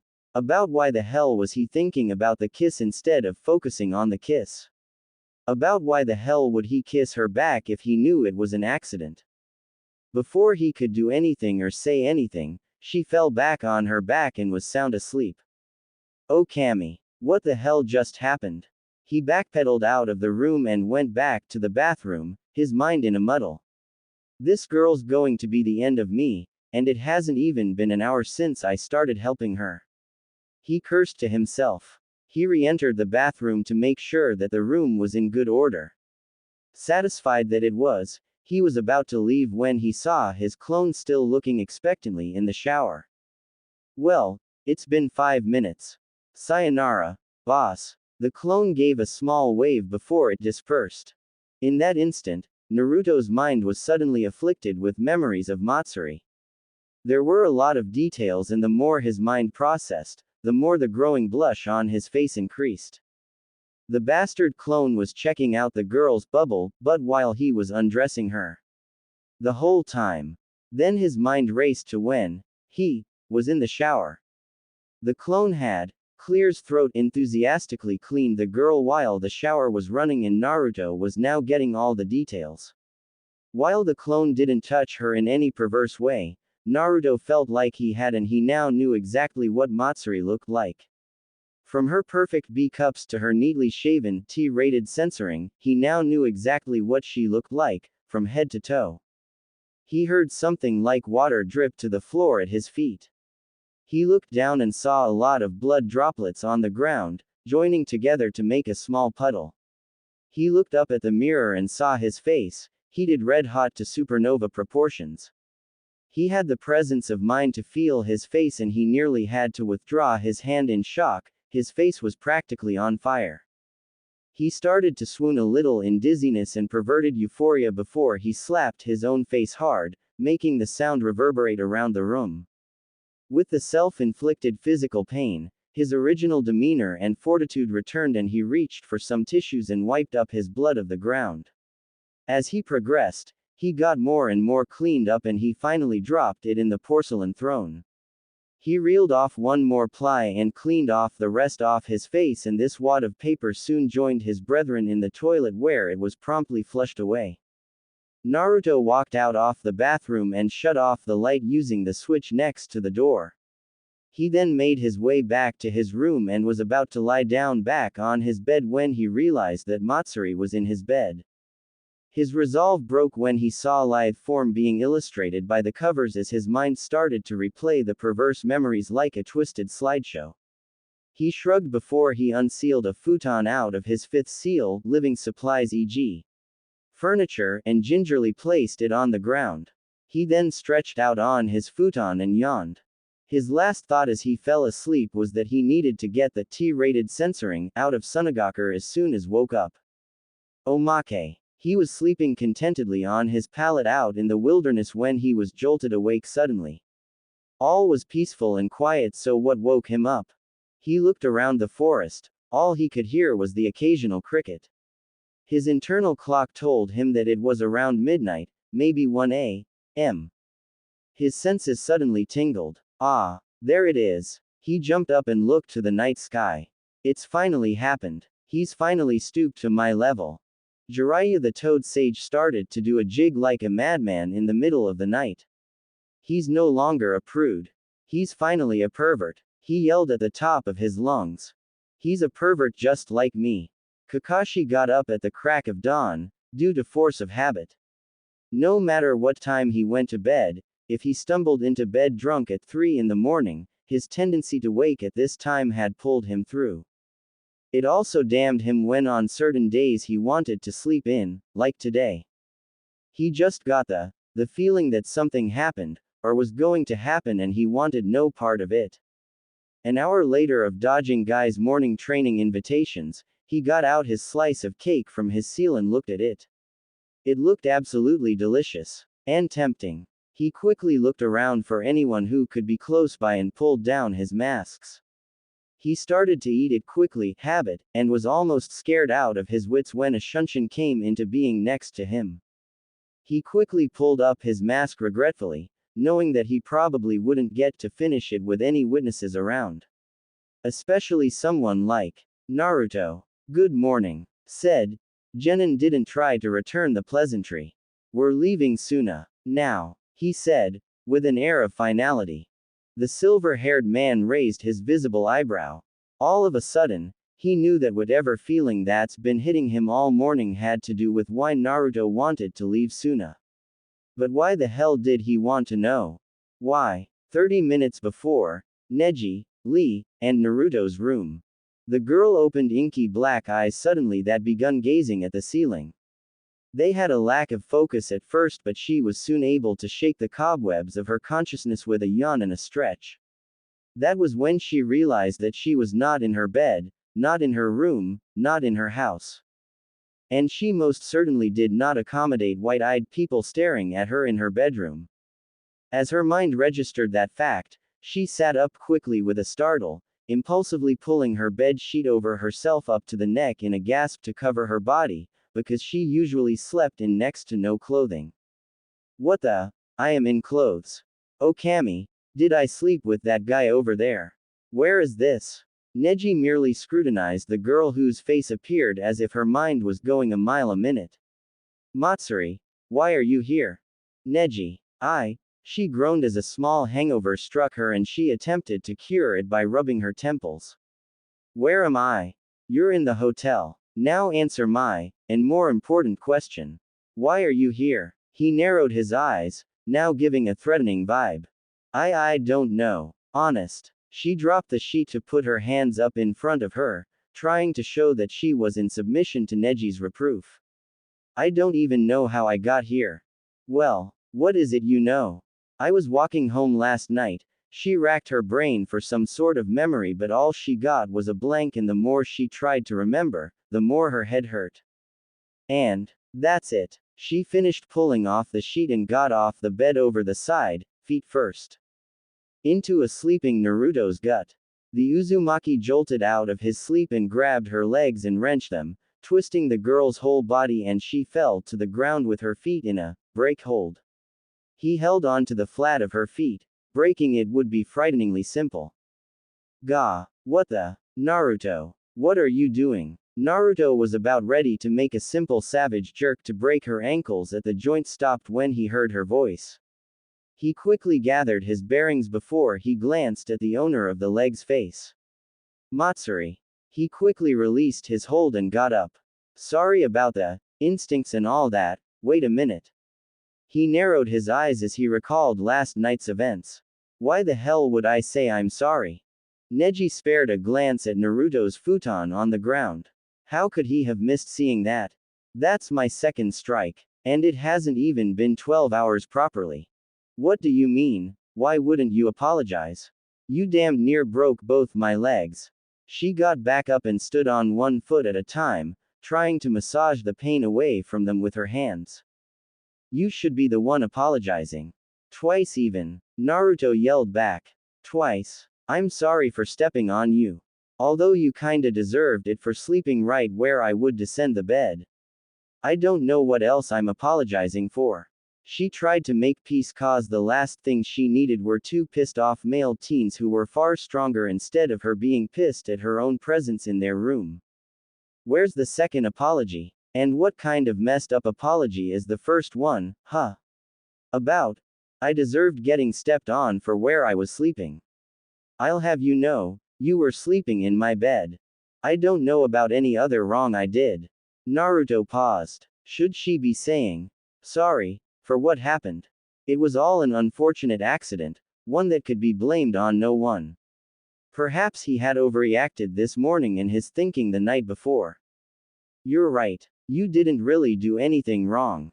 All of her deeds and actions flashed through his mind, but he managed to suppress them.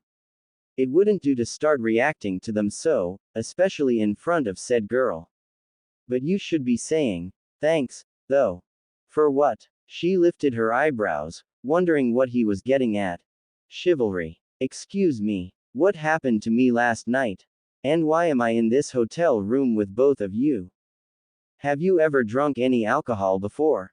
No. Why?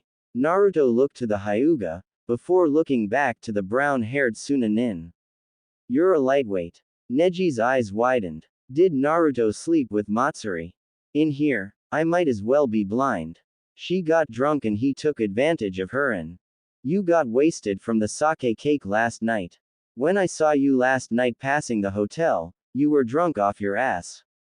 I brought you inside, got you to change your clothes, take a shower and changed you into clothes you could sleep in, and let you sleep in my bed while I slept on a futon on the ground here. He explained quickly. Her mind, quick as a blink, caught up to what he was saying. Oh, thanks a lot. I really owe you. Wait a minute. Her face reddened as her mood took a dangerous spike.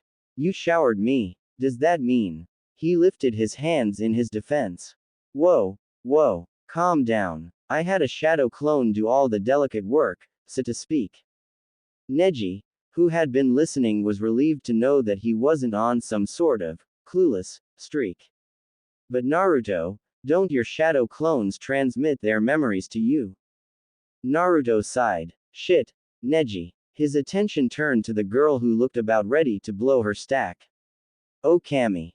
Just to be clear, your clone showered me and saw every part of me. Hi. And you got all the memories. Hi. I don't like where this is going. Did you perv on the memories? No. His eyes wandered as he spoke, letting her know he was lying.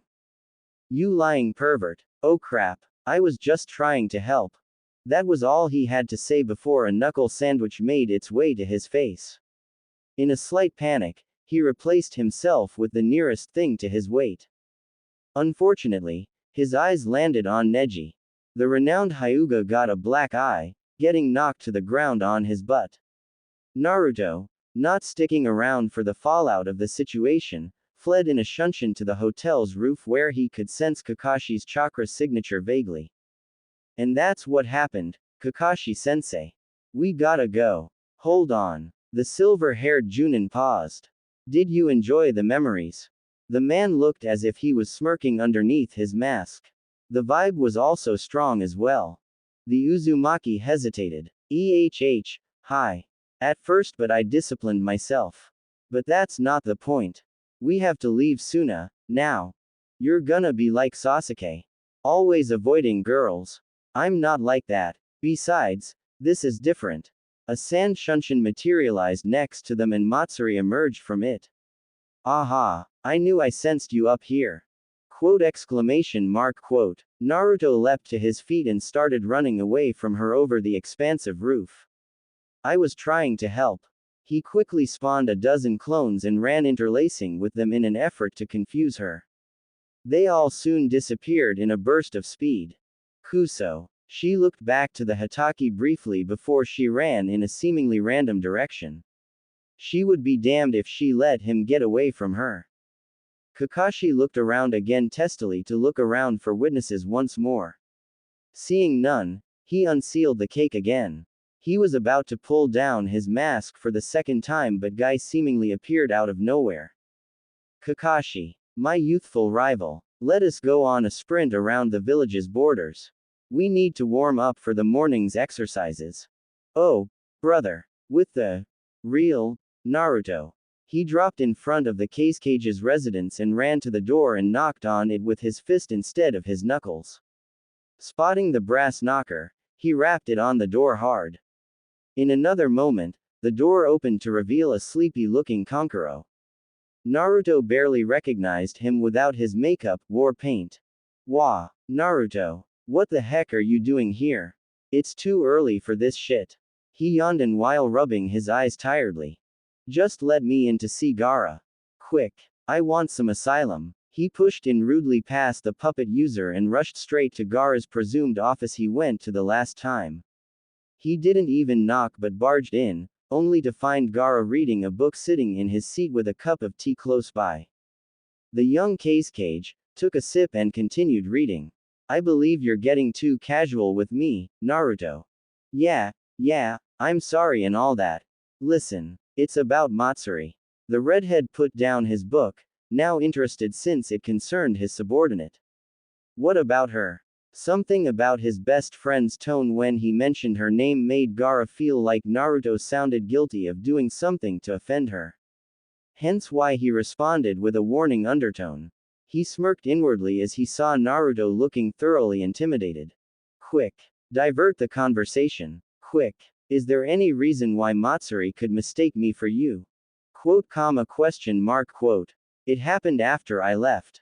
When I saw her going home drunk, she kept thinking I was you, for some reason, even though we're completely different.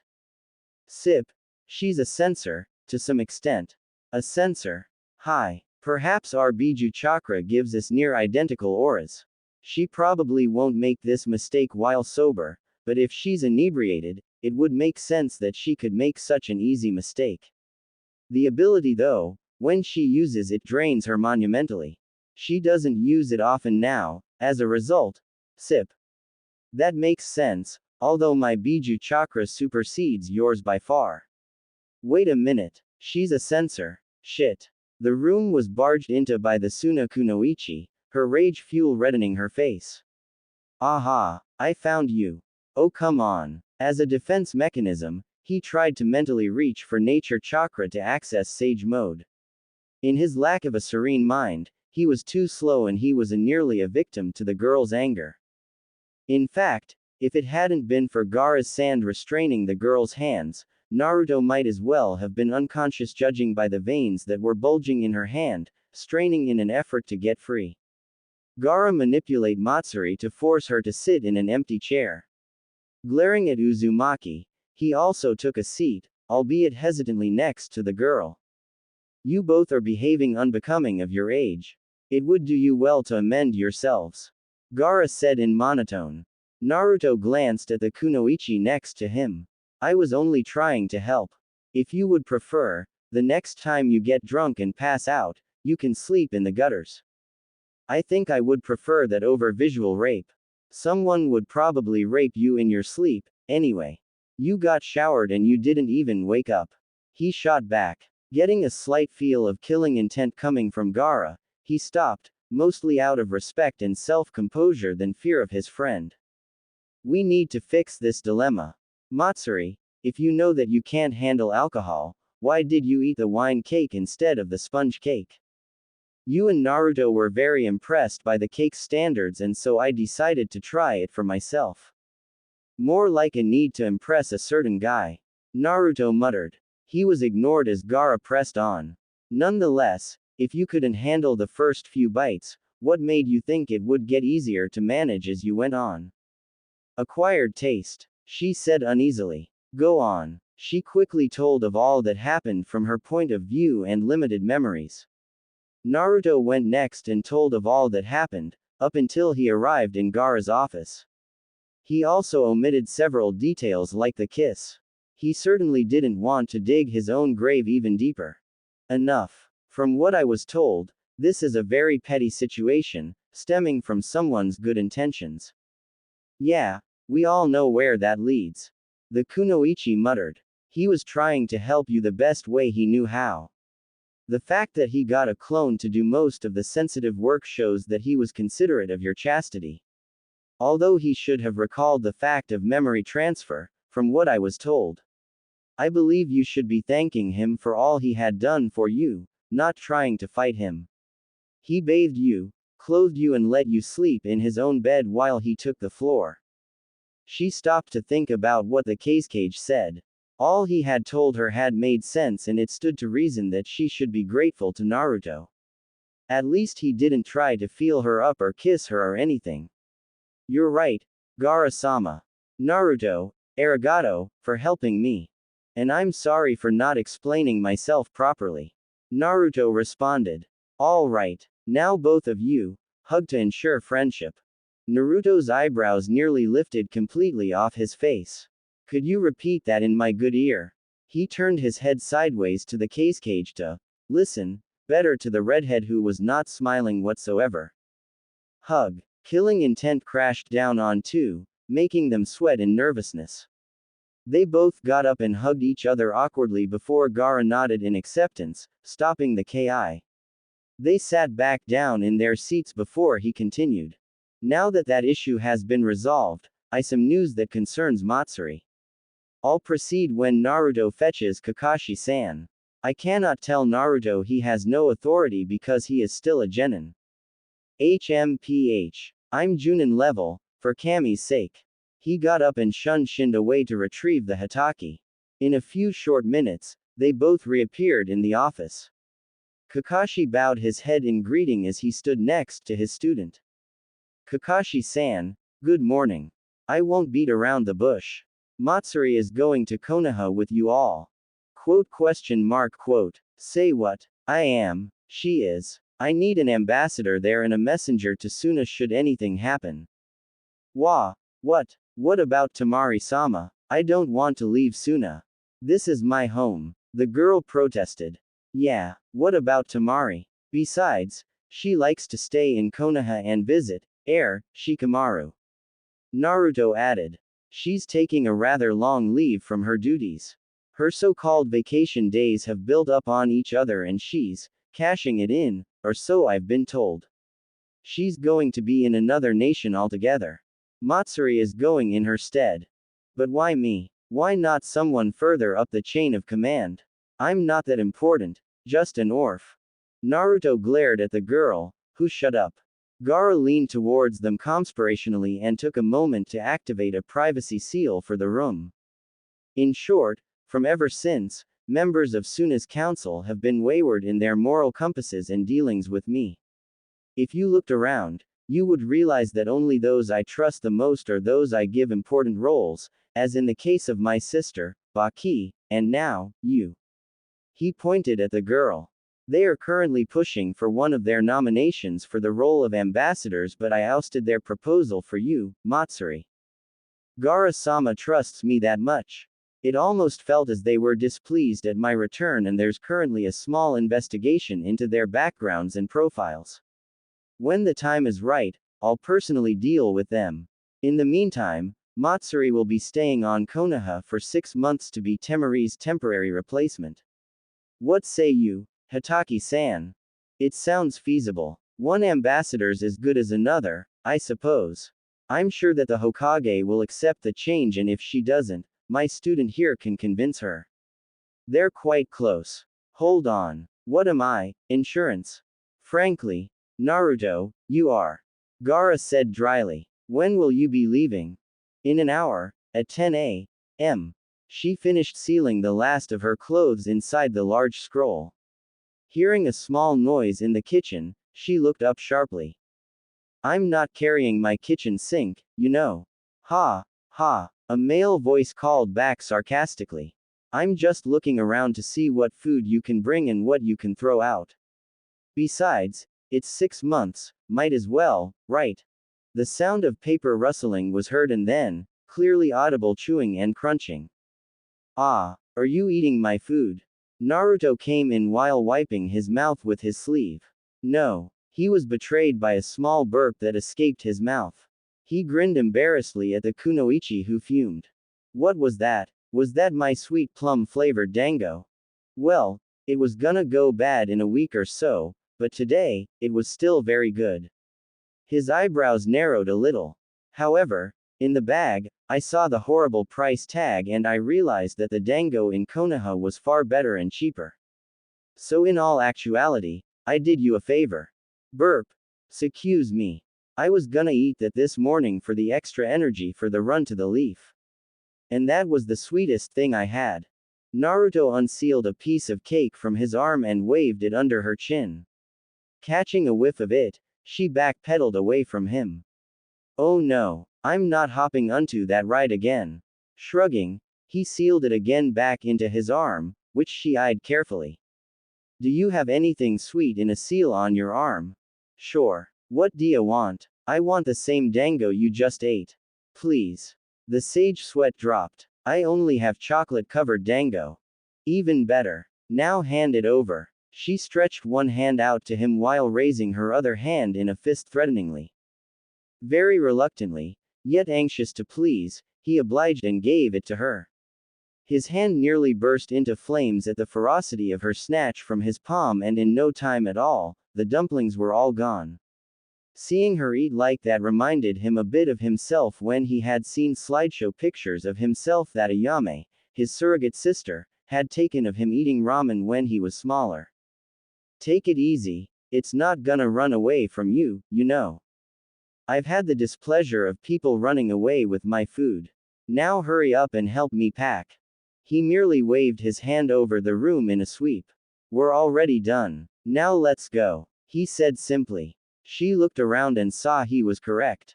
She was already in her kunoichi outfit, so she was ready and prepared to leave.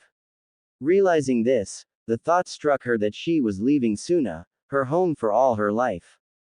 6 months should hardly have been a big deal, but she had never been away for more than a single one. 6 months. She might as well stay there, for all the time she was going to spend in the hidden leaf. You gonna be alright? The Uzumaki raised an eyebrow. I'm abandoning my home, the whisper was barely audible. No, you're not, he answered sternly. You're doing your country a great service and it needs you in Konoha for it to be strong. Is that abandonment? She mumbled something. What was that? I said no. But all my friends are here, and Atetsu, the Subaku. He gave her a minute before he started speaking again. I was targeted, for being a Jinchuriki, he began. I was being targeted by the Akatsuki. Filled with bad people and boogeymen and whatnot. Nasty people at the very least. She looked up to him as he continued. So my sensei, Jiraiya the Toad Sage, told the Hokage that he wanted to carry me on a training trip.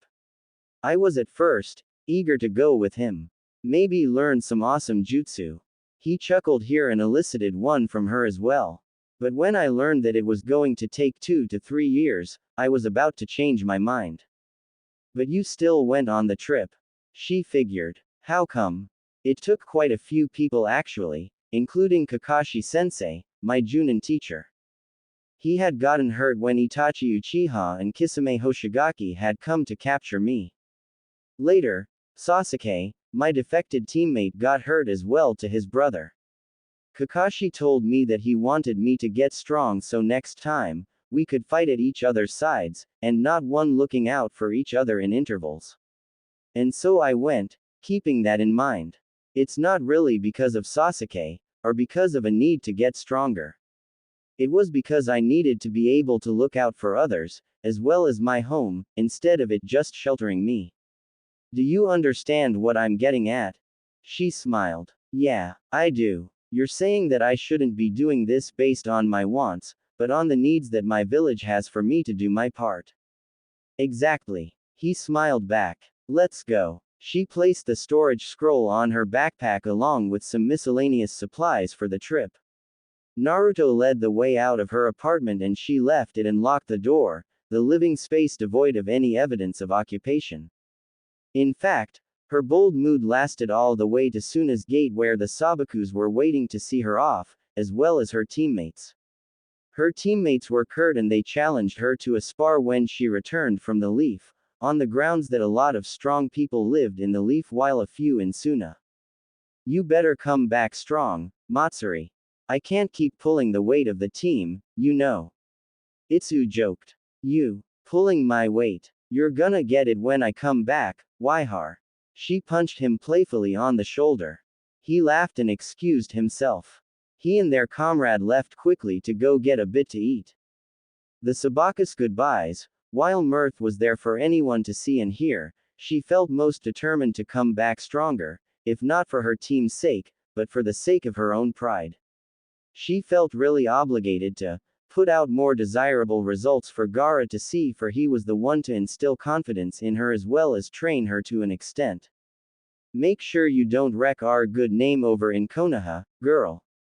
Tamari piped up. I really made sure I was completely reputable and upright over there. I'll make sure I don't get involved in any wrongdoing. She answered firmly. It's not a duty, Matsuri. It'll be fine to socialize and such during your stay there. You only need to make sure you are present at all meetings where your presence is required, as well as send letters about what we need to know. Just be sure to be very clear in what you write so that it doesn't come across that you're sending secret messages that you may be spying to collect. Clarity. I can do that. Kankuro nodded. The whole, fine to socialize, thing that little brother just said, don't do it to a degree like that issue this morning.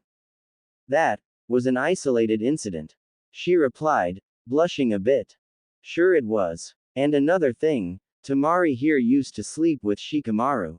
What? Gaara? The Gaara? Exclaimed with some killing intent rising. Calm down. I don't mean sex-related. Kankuro said nervously. I meant that she slept at his house. I mean the whole thing was very cost-efficient, no one minded, and on top of that, the Naras were glad to have her, so I've been told. True. Tamari said in agreement. So you're suggesting that she sleep at someone's house? She doesn't know anyone that well, nor does anyone her, and boarding in someone's home could be scandalous. Everyone knows that Shika and Tamari here are into each other, and I've never heard any rumors or scandals. Kakashi butted in. But I can't afford to pay for boarding at an inn for half a year. Nor have I made enough to rent somewhere for that long. It would kill my savings. Unless if I were to get You don't get pay before you work, Matsuri. Besides, do you want to spend your earnings on what you work? Konkuro interrupted. No, she admitted. She brightened up after some thinking. What if I stayed with Naruto? What? Naruto yelled the interrobang, making Kakashi rub his ear to soothe the ache it got. Please. Her bottom lip quivered as her eyes grew to massive proportions while they inexplicably glimmered. Holy crap. Puppy eyes. Someone help me. Please. I don't wanna give in. The Hatake rolled his visible eye. Stop overreacting, Naruto. Besides, you live in what most people would call a dump. She should stay somewhere else. Not a dump for long. Naruto pointed out while trying to avoid looking at the Suna Kunoichi with the impossible face. How come, Dad? Naruto said sternly, making the Cyclops eye widen. Dad, what about this? Dad. Stop pretending you don't know what I'm talking about, Kakashi. Kuso, it's as if everyone still takes me for a wet behind the ears brat. It was all he would say while the copycat ninja had the decency to at least look ashamed. Soon, the rest of the Leaf Nin left, and with a few more short words, Naruto sighed, hugging Gaara and wishing him the best. They started running to the Leaf Village, hands behind them to cut through the air quicker. They soon broke clear of just endless sand, and random trees became more and more frequent until the ground became solid and the few trees, a grassland, and from a grassland, a forest. The whole journey no one really spoke, but one could feel a small need to get to the village more quickly. Someone mumbled something and Neji looked to the person. What is it, Kakashi-san? I had forgotten to send Tsunade-sama a message on our progress. She's still in the dark about what really happened. Recalling her master's anger that sometimes came to the fore, she nodded. Yeah, you're probably gonna get it, Kakashi-sensei. Hey Naruto, mind being there as a human shield, support. Don't speak to me, Hatake. The Uzumaki kept staring ahead, not bothering to look at his Junin-sensei. The silver-haired man closed his visible eye. He was certain that his attempt at some humor would have been enough to patch the rift he had inadvertently created between him and his student. Yikes. What happened between you two? Tenten asked, her eyes wandering between the two males. Lee turned to Naruto, who was running beside him. Naruto-kun, that behavior is not youthful. The Uzumaki frowned. His eyes closed while running, and a few moments later, they opened, revealing the trademark eyes of Toad Sage Mode. He shot off like a rocket with nary a word to anyone. They all looked at his disappearing figure worriedly before turning to Kakashi, their gazes questioning him. He thinks that I'm treating him like a kid. Matsuri finally understood what was going on. He had told me that the main reason why he left to go on the training trip was to be able to fight at your side, and not you looking out for him like a caretaker. Neji caught on as well. And by treating him as if he were a child, he's become upset with you. I didn't really do anything wrong. I was merely being cautious. The man defended. Maeda looked to his eternal rival, and raised an eyebrow. What was the matter about? Kakashi stared at all the members of the younger generation around him. I cannot say. Well, given that he spoiled the secret of his being the Jinchuriki of the nine-tailed fox last night, what could be more secret than that? Tenten asked. Guy and Kakashi kept their surprise well hidden. Naruto told them. Why would he be so casual about it? Nonetheless, I cannot say anything. Drop the issue. The silver-haired man said firmly. I'm gonna try and catch up to see if I can talk to him. The Suna Kunoichi said suddenly. No offense, Matsuri, but I think his speed is completely out of your league, even without that sage mode of his. Neji remarked. And besides, what good would it do if you spoke to him now? Well, I dunno. I can at least try, right? She leapt to the next branch, and as soon as her feet made contact, she forced more chakra to her legs and jumped away further away in an attempt to catch up. Soon, she was out of sight due to the foliage of the trees. I wonder how long she can keep up that speed. Lee wondered. XXX. She didn't know how long she had been running, but she really hoped that she wasn't getting lost. While she had been to the leaf before, she was always following someone else who knew the way and all the trees looked the same. She began to muse if they were running a straight line to Konoha, because if they weren't, she would pass it and never would know. She had even started having thoughts of waiting for the others to be sure, but it would bring her shame and embarrassment. Sure, no one liked having that, but it was better than being all alone by one's lonesome, not knowing where to go. Besides, she was getting really tired, as channeling chakra constantly for so long was starting to put a strain in her body. Suddenly, her eyes caught a footprint mark, deeply set in a tree branch. Convinced that it was Naruto's for his enhanced body causing such an effect, she forgot her weariness and continued.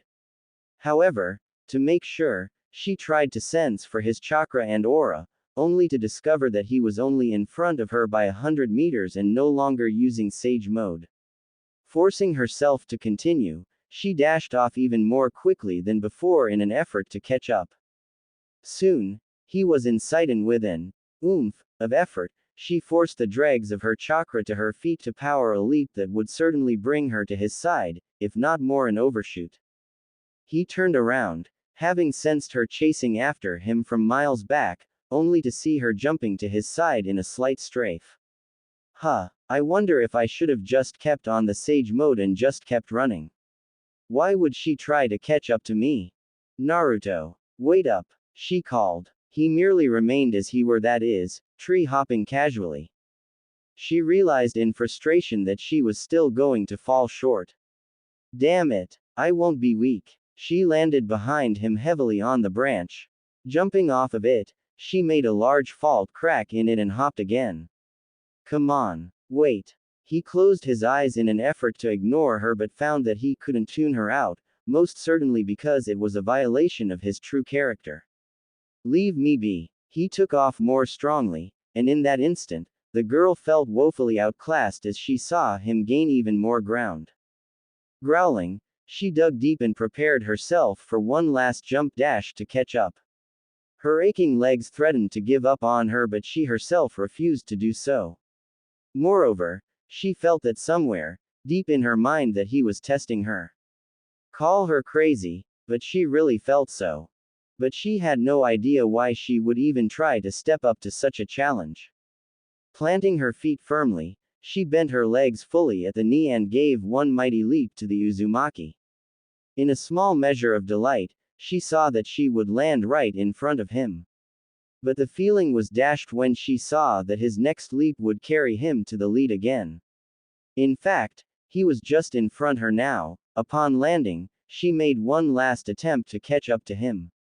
Her hand reached out and grasped at his shirt collar. But even that, too, was nullified due to the fact that her body practically went into shutdown and her body just stopped taking orders from her mind. His collar slipped from her grip. Her feet made it to the branch to land on, but they never transferred the momentum properly and started to trip. As she made the mistake, she unwittingly allowed the error of diving head and shoulders at Naruto's fleeting back. He was mid-jump at the time, and her weight crashing into him threw him off balance, sending them both careening now to the ground, their body weight increasing their falling velocity. And in spite of this, she actually had the nerve to smile, knowing that she had caught up to him. The knowledge that she had reached him, despite his being at least twice as fast as her without any enhancements, made her happy. And Neji said he outclassed me. Guess even a weakling like me can be strong. Her mind then fled from her. The blonde turned while in midair and saw that she was somehow unconscious.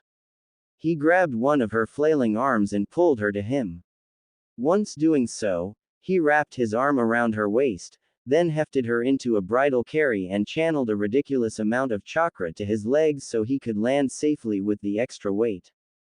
Upon landing in such a manner, he very nearly let go of her to do a fist pump in celebration. Nailed it. He glanced down at her now serene face and smiled. Well, she doesn't know when to give up. In fact, she kinda reminds me of, well, me. He adjusted her to his back and let her arms drop over his shoulders while leaning forward. With that done, He lifted her legs and held them carefully and started carrying her in a piggyback ride, but instead of running or tree hopping, he walked. They were close enough as it is, and besides, they would still make it ahead of the rest of the Leaf Nin, they were that far ahead of them. Huh. Her dark irises were revealed when opened her closed eyes, taking in her surroundings. At first, she wondered why was it that all she could see was a yellow forest instead of a green one, but she soon realized that she was staring at the back of someone's head. Wah! Naruto. He did not turn around. Good afternoon, Matsuri. She fidgeted a little, trying to remember where she was and what happened. What? Where are we? You're on my back, about 1 mile from Konoha's main gate. You tackled me during mid-jump and you fell unconscious because of chakra exhaustion, no doubt because of your efforts to catch up to me. Oh, is that all? She asked a bit sarcastically, rolling her eyes. You say that as if this is normal behavior. I'm getting used to the idea of you doing something crazy before you black out. He said with a grin. Anyway, can you walk by yourself? I can't feel my legs. Oh well, why were you trying to catch up with me anyway? He cocked up an eyebrow, but naturally, she couldn't see this due to her position. It's about what your sensei said. She answered, testing the waters. No doubt that whatever this topic was about, it was pretty touchy for him. That was made especially obvious judging by how the temperature seemed to drop.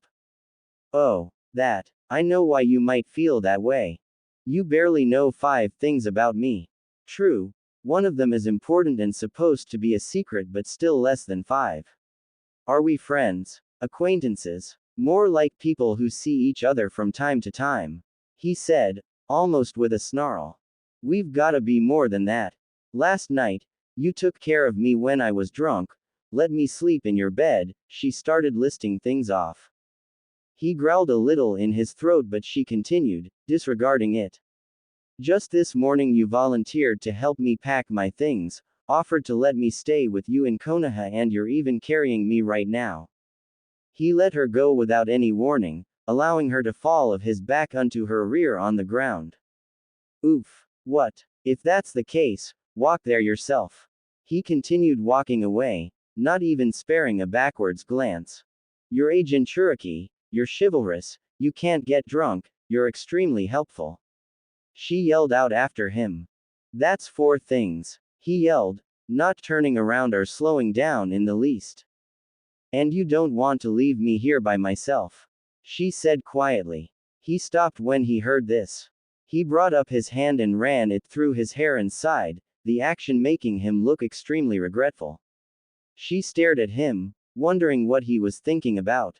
She meant all that she said and she wasn't about to rescind her statement.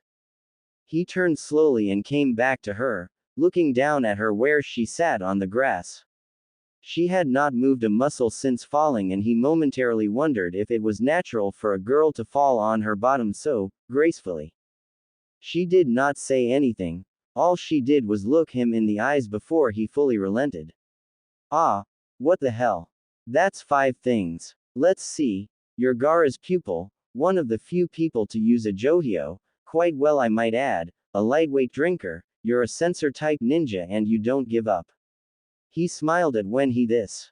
I think this was the best character trait someone could have, but in hindsight, other people without it would find that to be annoying. Are you calling me annoying? Did I say I don't have the character trait? He turned around and crouched on the balls of his feet, motioning for her to grab his shoulders. When she did, he stood up again and held onto her legs behind the knees. Satisfied that she was in another secure piggyback carrying style, he started walking again. No. So you're saying you don't give up? No. Not now, not ever. He said firmly. Guess that's 6 things I know. She smirked while saying this. He looked over his shoulder and saw it, and strangely, he found it alluring in some way. He shook his head slightly to chase away such thoughts and continued walking. He did answer, so she continued. Anyway, I guess I can understand why you're angry with Kakashi, but is it so much of a big deal to just leave everyone behind to come back home more quickly? He thought about it a little. You're right. I should have broken his jaw, then hurry up and go home. You're also scary when you need to be. I guess that's 7. Scary. Then I'll just punch him in the face. But not hard enough to break his jaw. Is that what you're saying? I have broken his jaw already, not even a week ago. Our famous super medic for a Hokage had to heal it for him, along with some broken ribs. Yep. Still scary, she said with a growing sweat drop. What's the big deal about your father anyway for both of you to be carrying on about it like that?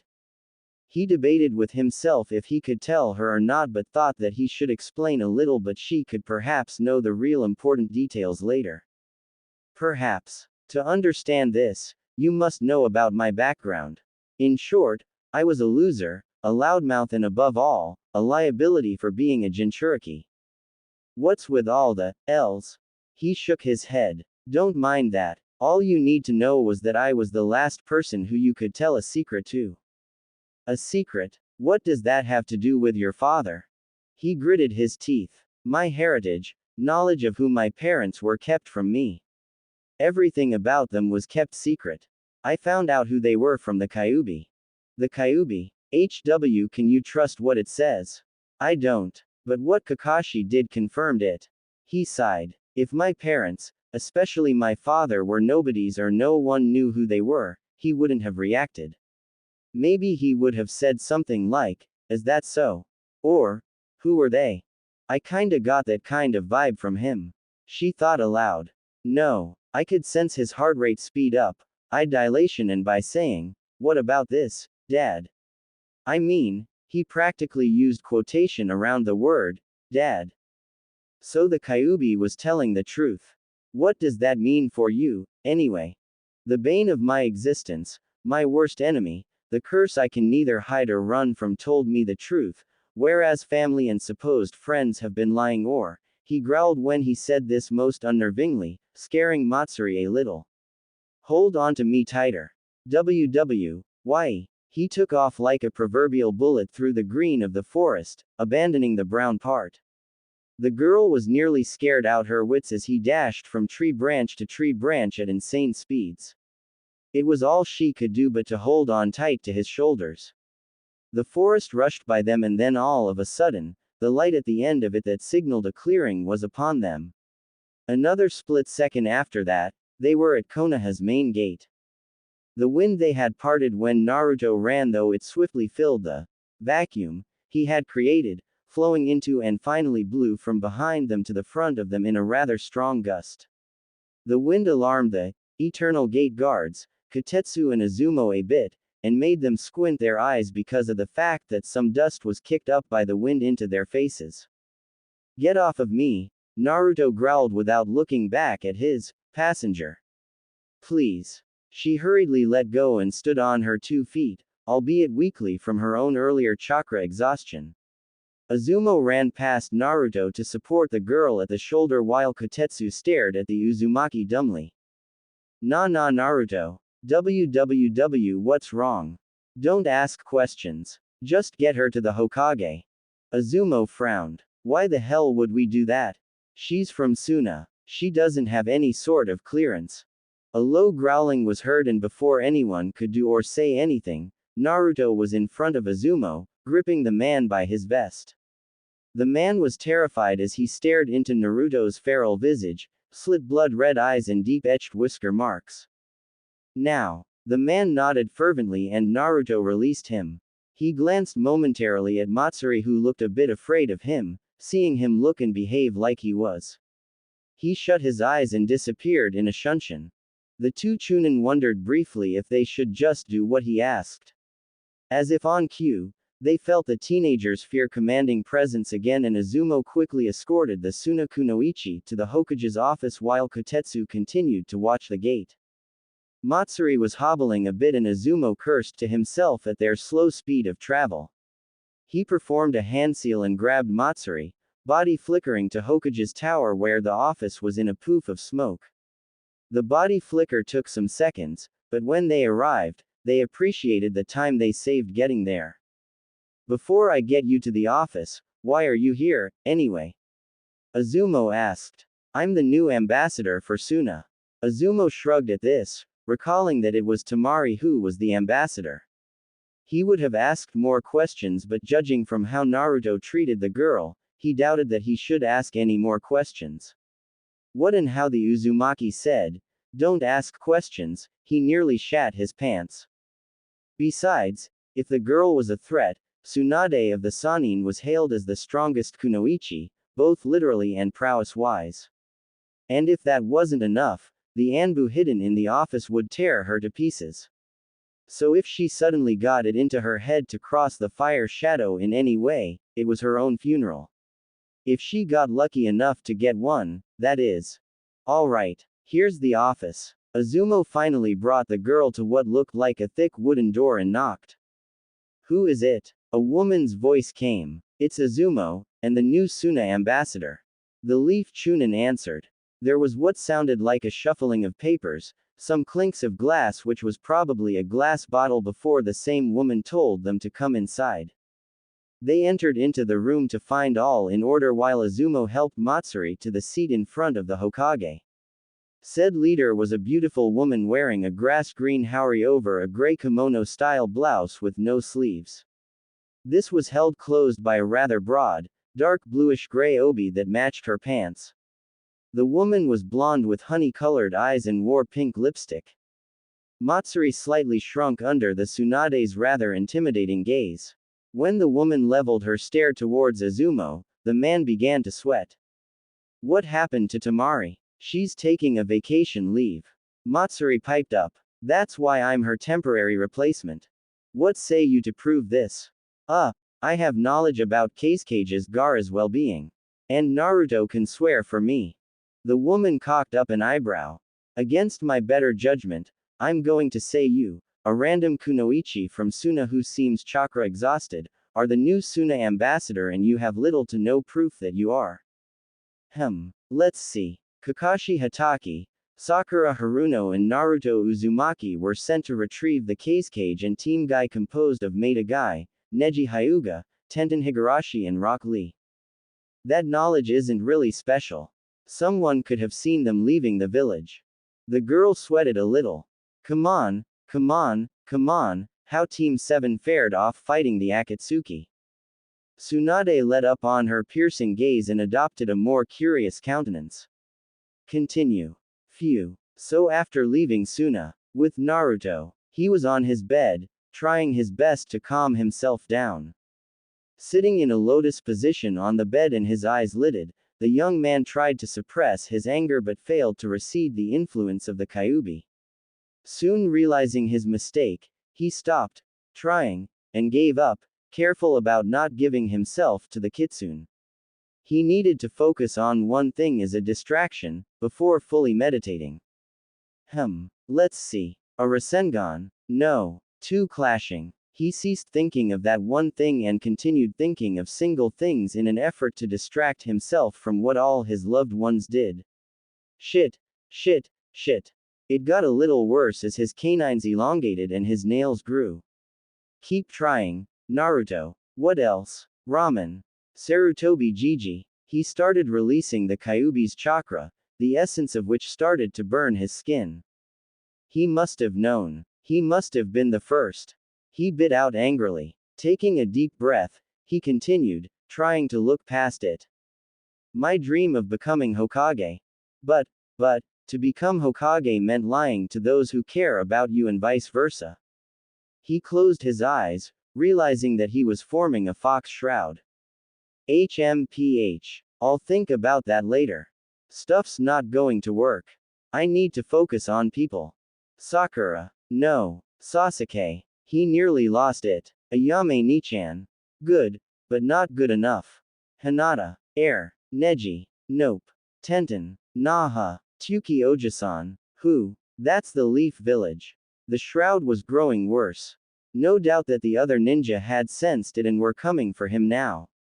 If they came, all they would accomplish is shatter his frayed concentration and meditation attempt.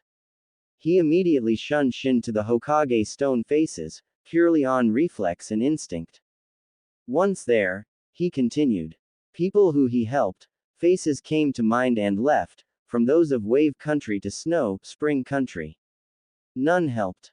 Gaara. Tamari. What's his face? No. Matsuri. For some reason, his mind stayed on that person.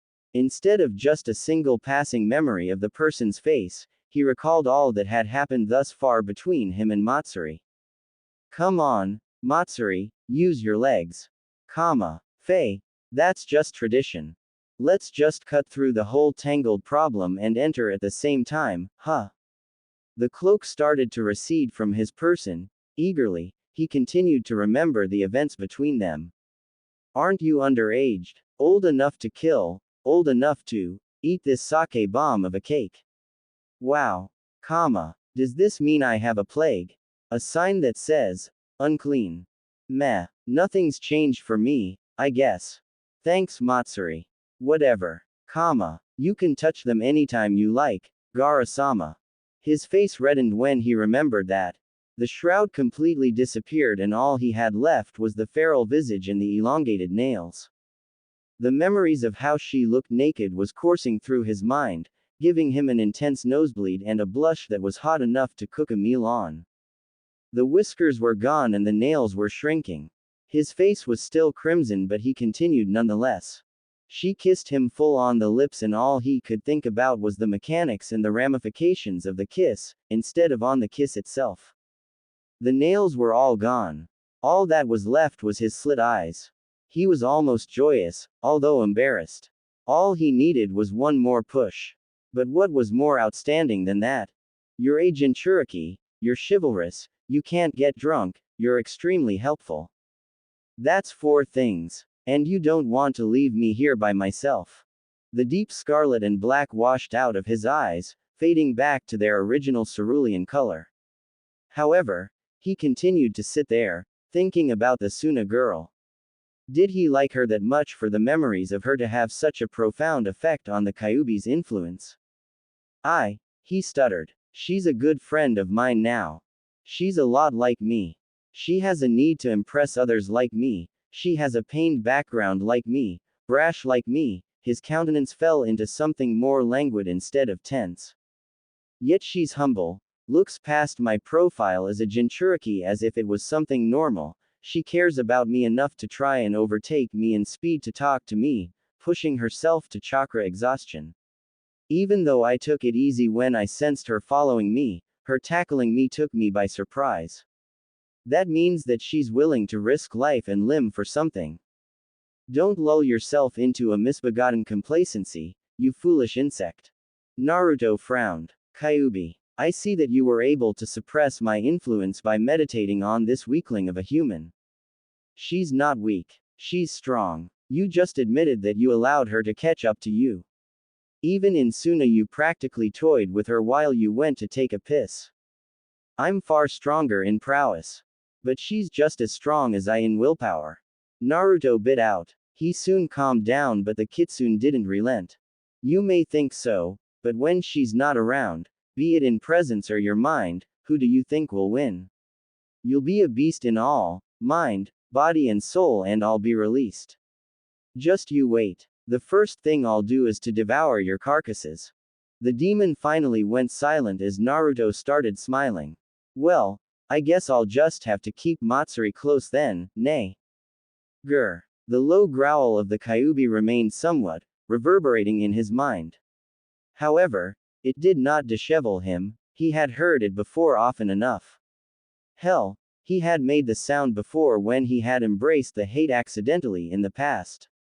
Survival reflexes and instinct, if you wished. Although, he couldn't help but wonder why the thoughts of his brief companionship with the Suna Kunoichi held such power over him.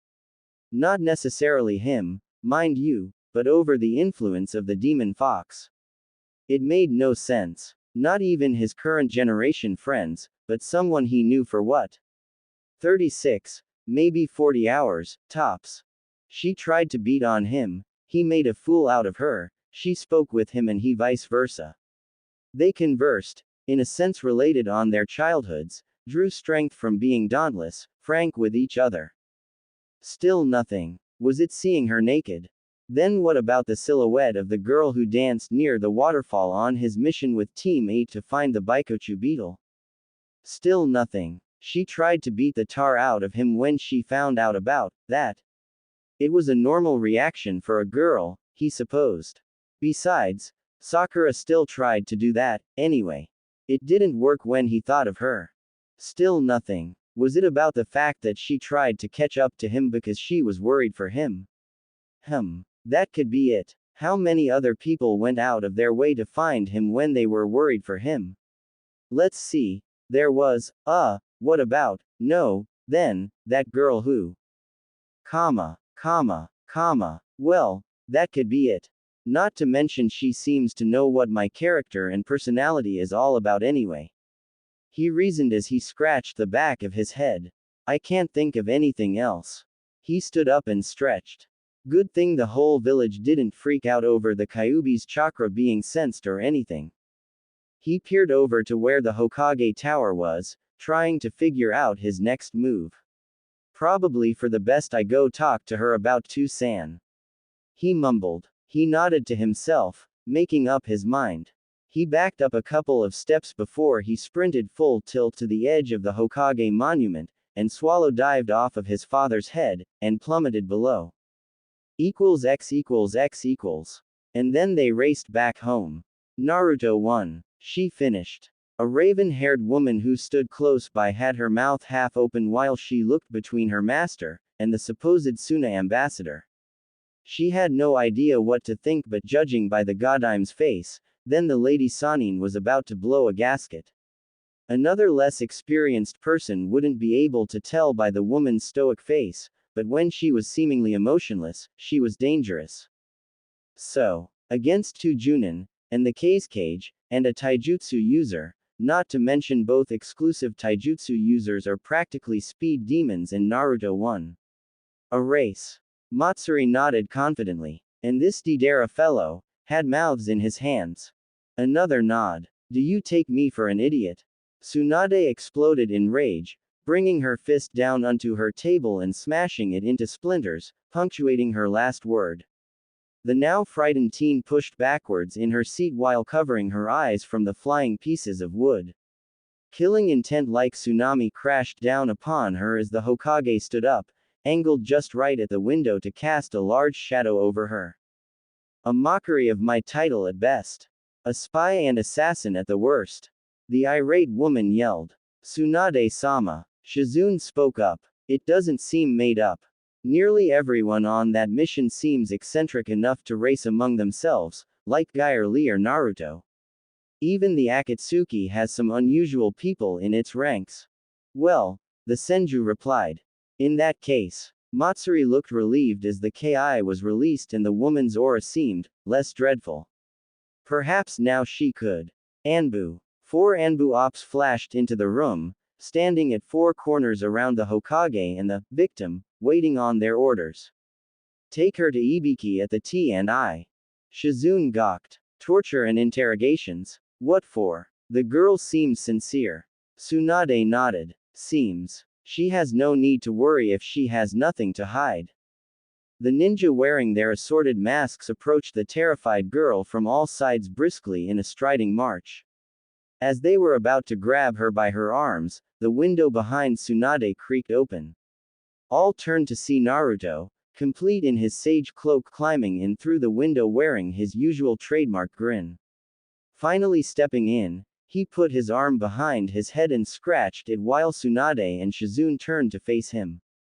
Hey Ba-chan, I'm back.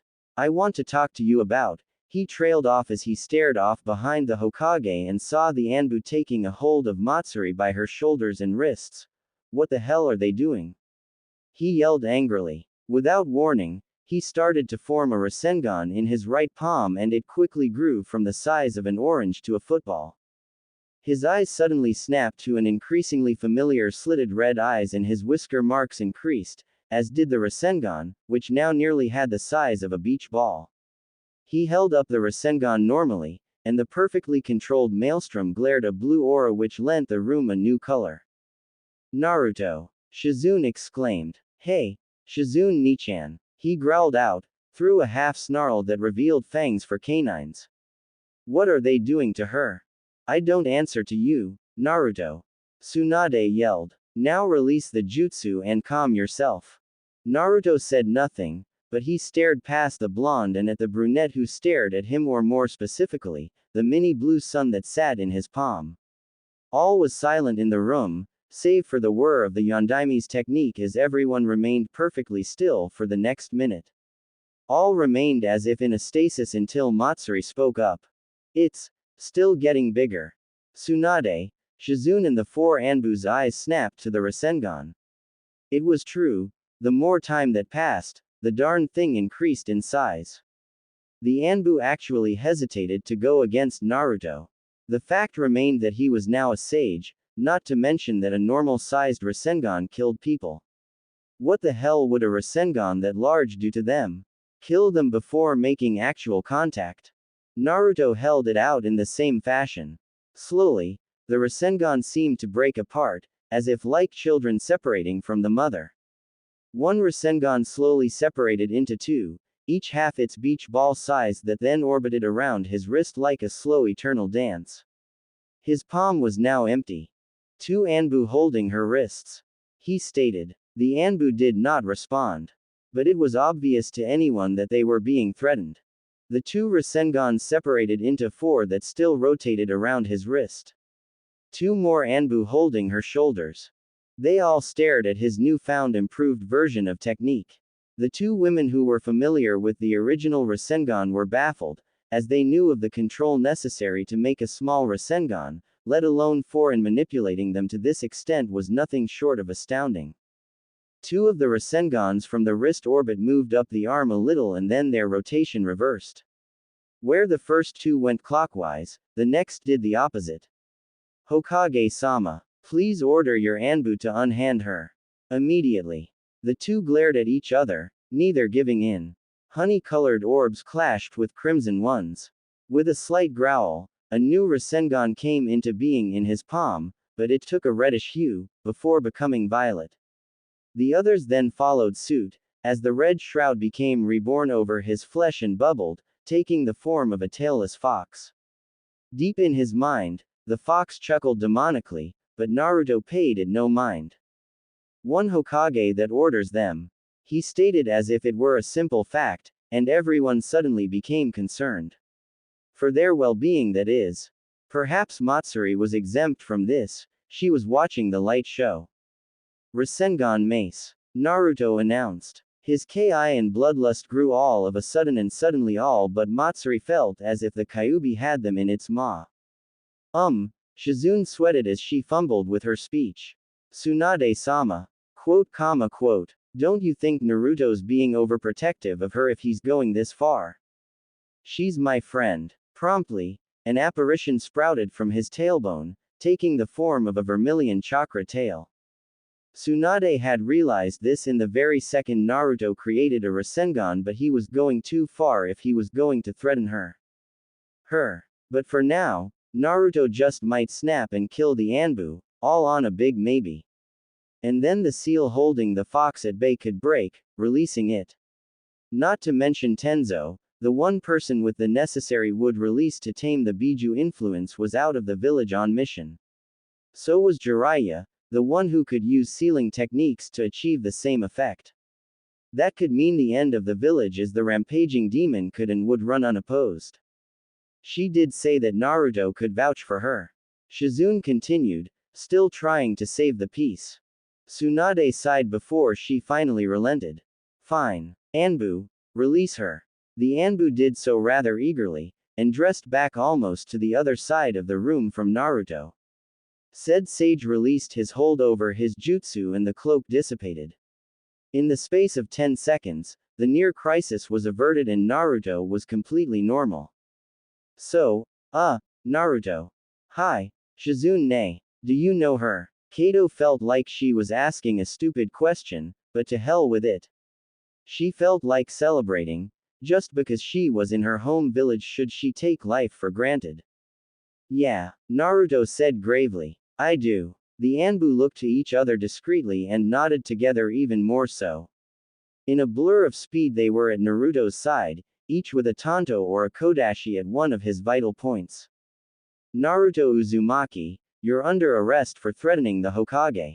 HMPH. Naruto closed his eyes and frowned. Go ahead then. Kill me, if you must.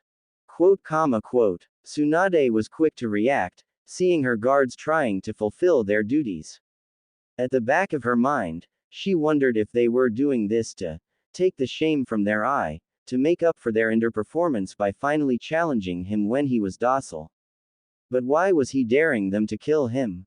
Stand down. He's no longer a threat. 3 of the Anbu immediately placed their blades back in their sheaths, but the one to his right, just barely behind him, poked him where his liver was, almost as if he was giving the last strike to end the encounter. Perhaps even to tell Naruto that he wasn't going to get away scot-free. To threaten him to don't let this happen again. Barely a half-second later, the masked man was blown clean through the wall behind Naruto from an elbow, supplemented by senjutsu force. The man crashed through the wall with his back and fell outside before plummeting to the ground below the tower. What the hell? Naruto opened toad-like eyes and stepped to the hole before shouting through it. I give the last hits around here, you bastard. He turned around to face the others and grinned. Heh heh. Guess I don't know my own strength, huh? Everyone only stared. X equals X equals. The apologies from everyone to everyone were done. The Anbu in the hospital with some broken ribs and shattered pride, the broken desk cleared. And Tsunade was drinking. Oh, sweet Kami, this kid. You've been nothing but problems ever since I met you, brat. Naruto sat in the couch alongside Matsuri. Shizune stood, as usual, to one side while Tsunade was seated in a rather easy chair and balanced her saucer in her hand on the armrest. The Uzumaki merely squinted at his fellow blonde by muttering the word, likewise. What was that? I said. You are wonderful company. Really? Yep. You liar. She stated matter-of-factly. I for one know that isn't true. Drink some sake. You've been dodging it ever since I took it out this bottle. I've been aging it real good. No thank you. Besides, I can't get drunk anyway. Who the hell would drink lukewarm rice alcohol for the taste? Can't get drunk, huh? The woman muttered. One day I'll disprove that, you damn prude. Matsuri, have some sake. I don't want any, ma'am. I swore off the stuff indefinitely. Matsuri answered. She eyed the Hokage and decided that if she really was a lightweight, and the fact that she got showered nude while drunk didn't wake her up, she didn't even want to smell the stuff. When was this? Naruto asked, surprised. Just now. I can't believe the 5th Hokage's a drunk. She's the strongest kunoichi, for Kami's sake. Is this what alcohol does to people? To me. Anyway, I came here to talk to you about Matsuri's accommodations. Naruto struck afresh. About where she's going to stay while she's here as the Suna ambassador. Until Temari's back in office, that is. What about it, brat? She can just stay in a hotel. That's what Temari-san did, didn't she? No, Hokage-sama. The Suna Kunoichi answered. She stayed with a Shikamaru Nara, according to her brother. She also confirmed this. Ah, I see. You don't want to spend your pay on your work. But if Naruto was the one to bring this up, although fast becoming inebriated, the elder woman was quick to connect the dots. You're suggesting she bunks with you, brat? Naruto mumbled something about brats before he answered his adoptive grandmother. Hi, that's what I'm suggesting. That's fine, isn't it? She rolled her eyes. You just met the girl, now you want her to sleep with you. Shizune blushed a bit when she heard that, but Tsunade was quick to cleanse the air that she implied it only as a joke. Ha! A test for all dirty-minded people. Why, Shizune, I am shocked. Aye, you. The raven-haired woman sputtered a bit before going completely quiet. So she stays with you, huh? In the dump you call an apartment? It's clean. It's just in a state of disrepair. It's old and the walls are crumbling, roofs leaking, taps rusting. Naruto began listing things on his fingers and started to drone. Senju frowned. She had known about it and had planned to have his place renovated while he was gone. But somehow, she had forgotten. While she would have liked to blame it on paperwork in her schedule, deep down, she knew that she was the one at fault. I get it. But if you know that's the case, why invite her to stay with you? Naruto became completely serious. His face appeared as if it were chiseled out of granite. Now was the time to just come out and say it. The more frank and straightforward, the better. She's staying with me in my new home. I've decided to claim my inheritance. I, the sole inheritor of my mother and father's wealth, including their Namikaze home. No longer am I just Naruto Uzumaki, the orphan. I'm now Naruto Uzu Namikaze, son of Kushina Uzumaki and Minato Namikaze. Tsunade's saucer fell out of her hand to the side and smashed to pieces on the ground. After that, people both in plain sight and the Anbu hidden in the rafters went into similar, very unique cases of surprise and shock. Tsunade stared, Shizune slumped against the wall, two Anbu gasped, one more nodded as if they suspected already, and Matsuri gawked at the young man next to her. Then to the Hokage monument outside, then back and forth. Again, and again, and again. To hell with this. Tsunade reached for the bottle and put it to her head, taking a long and deep swig. After she was done, there were hardly any dregs in the bottom. Well, Mr. Uzu Namikaze, now that I'm sufficiently drunk, let's go sort out the paperwork. Kami, help us. Naruto smiled grimly as he watched the Hokage and her assistant pull themselves together to fill out some paperwork that would surely shake the Leaf's foundations. Then after that, everyone would know that the Yellow Flash had a kid, named Naruto Uzu Namikaze. So, Mr. Uzu Namikaze, what are you gonna do now? Ah, you know that you'll still be Ba-chan, no matter how big I get. Naruto replied in jest. Apparently, Tsunade found it to be in poor taste and tried to tell him physically instead of verbally.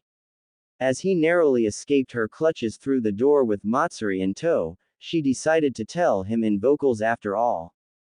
Naruto, when I find you, I'm going to. Her voice carried on after them down the stairs, and all the way to the front entrance, and the things the irate woman described made the sand kunoichi widen her eyes. Is that even possible? Naruto looked up to his forehead in thought, while cocking his head to one side. I don't think so, but I'm not going to risk it, be it whatever mode or state I get into and or use. For a second, she thought he looked vaguely intellectual, but the moment soon passed and he seemed boyish again. Modes and states. Don't you just have Sage Mode? She queried, baiting him to see if she could learn something else about him. No, I have Sage Mode. He briefly retreated to his thoughts and soon came to the conclusion that she already knew about the Kyuubi, so it was safe to tell her about what she just saw. As long as she didn't find it putting off. That was describing it mildly. Remember the state that I was in back in the office? The Rasengan thing. No, not the jutsu. Although it was awesome, wasn't it? Hi, it was. Come to think of it, why'd you go that far for me? She asked. Ramifications of what could have happened suddenly assaulted her mentally and nearly made her dizzy just thinking about it. Oh boy, oh Kami, I'm alive. I was going to be tortured for telling the truth. You threatened the Hokage, you threatened a leader of a ninja village and were alive. Oh. She got a light slap on the cheek with a backhand. Quit doing that. She glared at him before she rubbed the offended cheek. Doing what? You're the crazy one. Who said anything about crazy? You're the one who said it. That was true. But why was he so casual with what just happened? She supposed an exception could be applied to her. She was busy staring at very powerful jutsus and the fact that it blew over so easily. Was this what Kakashi-san meant when he said that his student was close with the Hokage? To the point of calling her grandma. Are they related? They are blondes, after all. But Naruto claimed to be an orphan. I might know Naruto's character to some extent, but that's just the surface. I really don't know anything about him. Hello, Matsuri. Something on my face. Why are you staring at me? She quickly caught on. Sorry. Didn't mean to. She averted her gaze downwards as they continued walking. What's she thinking about? Ah, I get it. You're worshipping my epicness. It was only a matter of time. Her breath caught in her throat on an inhale. Worshipping your epicness. Oh yeah. Barely a second later, he found himself pushed into a light pole just as they were about to pass it. Ow. Bye. O's. He cried out in a nasally sounding voice. What da? Eck. Not so epic, after all. She answered smugly. After soothing his injured nose and his pride, he spoke again. You should thank Cammy that I don't hit girls in reprisal. 'Cause if I didn't, there probably wouldn't have been anything left of you but your sandals if I did. Is that a threat? It's not a threat. You can chisel that in granite, 'cause it would have happened. Geez, I thought you would have thanked me something. Not send me hurtling into some concrete inert object. He said in a hurt tone. She sighed. You're right. Thank you for doing something incredibly reckless to save my skin. H's mind wandered as she mentioned the last. Skin. He echoed with a blush. She noticed his reaction and she quickly put two and two, believing that he was recalling the events of last night. You like my skin. His blush deepened a bit. But that's all she needed. You damn pervert. For Cammy's sake, I blame you for your choice of words, and for trying to sound sensual. He retorted, trying to sound angry but it came out hollow. He backpedaled away in nervousness. I'm not at fault. The sound of cracking knuckles actually made the dust shift away farther from her in a small ripple. Naruto decided to get the hell out of Dodge, while he still had feeling below neck. He took to the rooftops and began darting away with her hot at his heels. As he did, he could see that the sun was beginning to set and he instinctively began heading for his home in the red light district. To be frank, I don't know anything about such a district. It could have been started by a FF writer, for all I know. But for now, I'll use the idea. Get back here and take it like a man. I'm running because I want to remain a man.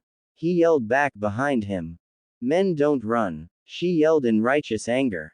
Coming up to the end of the roof, he growled in frustration before he leapt off in a jump tumble, front flipped in the air and landed on the ground below on his toes.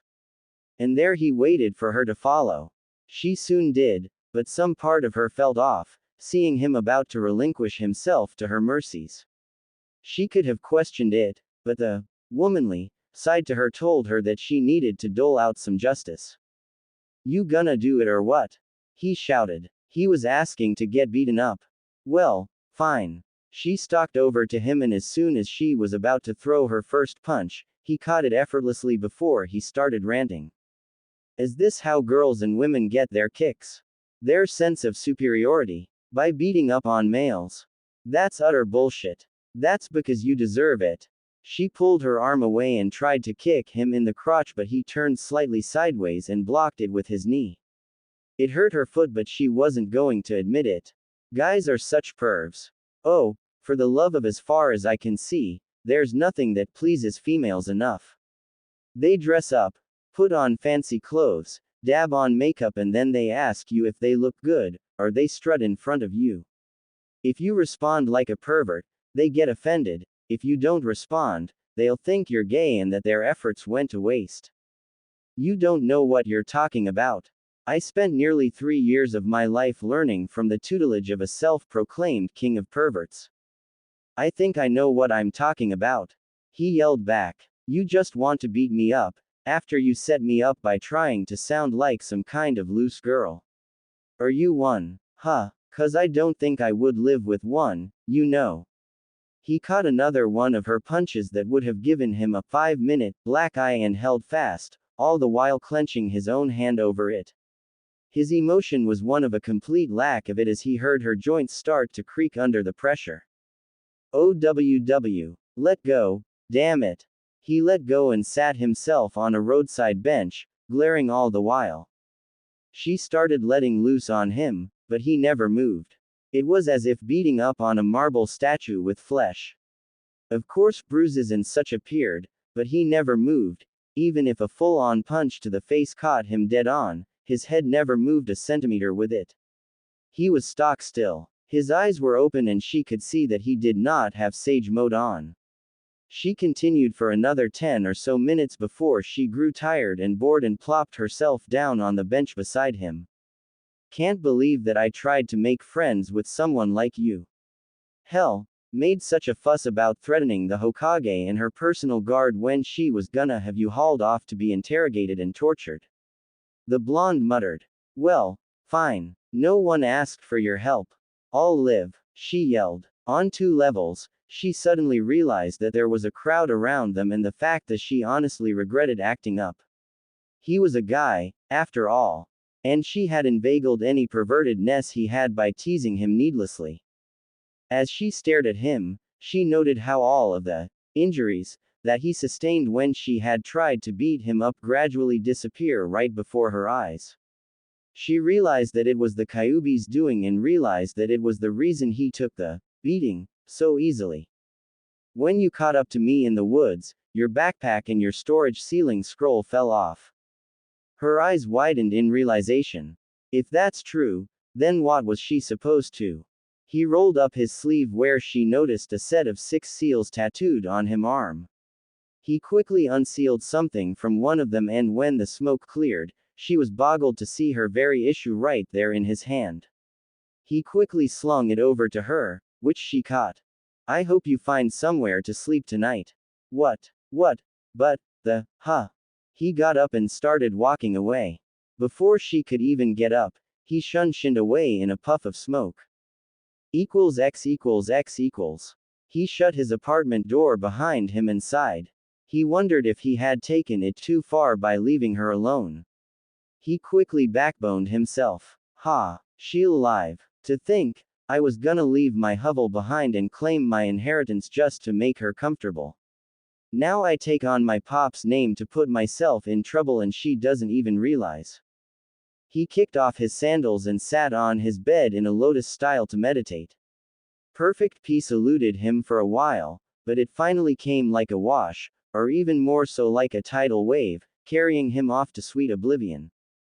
X equals X equals. She was still on the bench. The crowd that had formed around them trickled away, leaving her alone. Deciding to make the most of her situation, she got up and put on her knapsack and scroll in a single fluid moment before walking silently to find a hotel or inn to spend the night in. Within 5 minutes, she realized that all she was getting was glares, short and hot responses, or just being ignored. She called to mind that the civilians were still pissed at Suna for the events of the Konoha Crush during which Suna and Odo tried to raise the village and so decided to ask a ninja, hopefully one more sympathetic to her situation. The ninja had brown hair and a scar across the bridge of his nose, but anything extending beyond that was nondescript. She soon got the directions for a hotel, but she had to decline when she heard the price. She could have written up a form that they offered that would let her pay when she got paid, but she decided to forego it and find a cheap inn. She soon exhausted all she could find in the area but was turned away when told they were full and had no room. Night had come on by this time and the village came alive with lights of establishments. Matsuri trudged through the village, barely making her way around the crowding folk that had all the signs of merriment. Her feet ached, her chakra was still low from her earlier exhaustion and above all, her gut cried out for something to eat.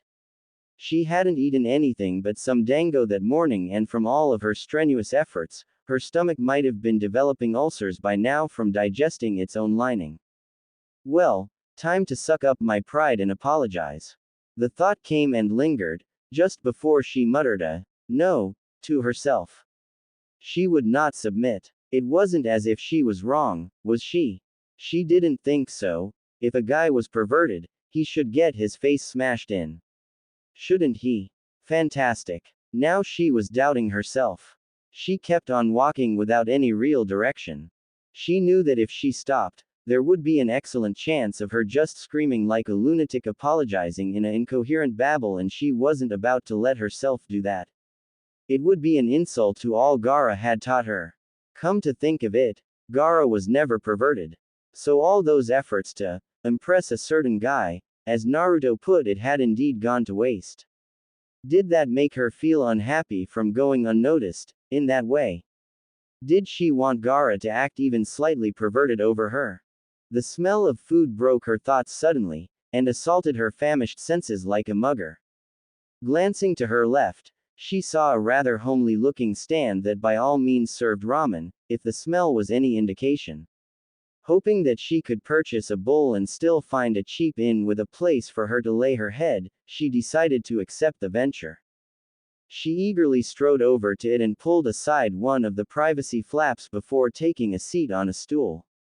Glancing to her sides, she saw there was only one other patron almost clear to the other side who was eating his food while reading a pamphlet. She considered trying to start a conversation with the ninja but decided better of it. Food came first. Can I get some service, please? She called. Hold on, I'm coming. A voice answered in the back, female, if the sound was any indication. Sure enough, in another minute the owner of the voice came into view wearing a fairly standard waitress uniform.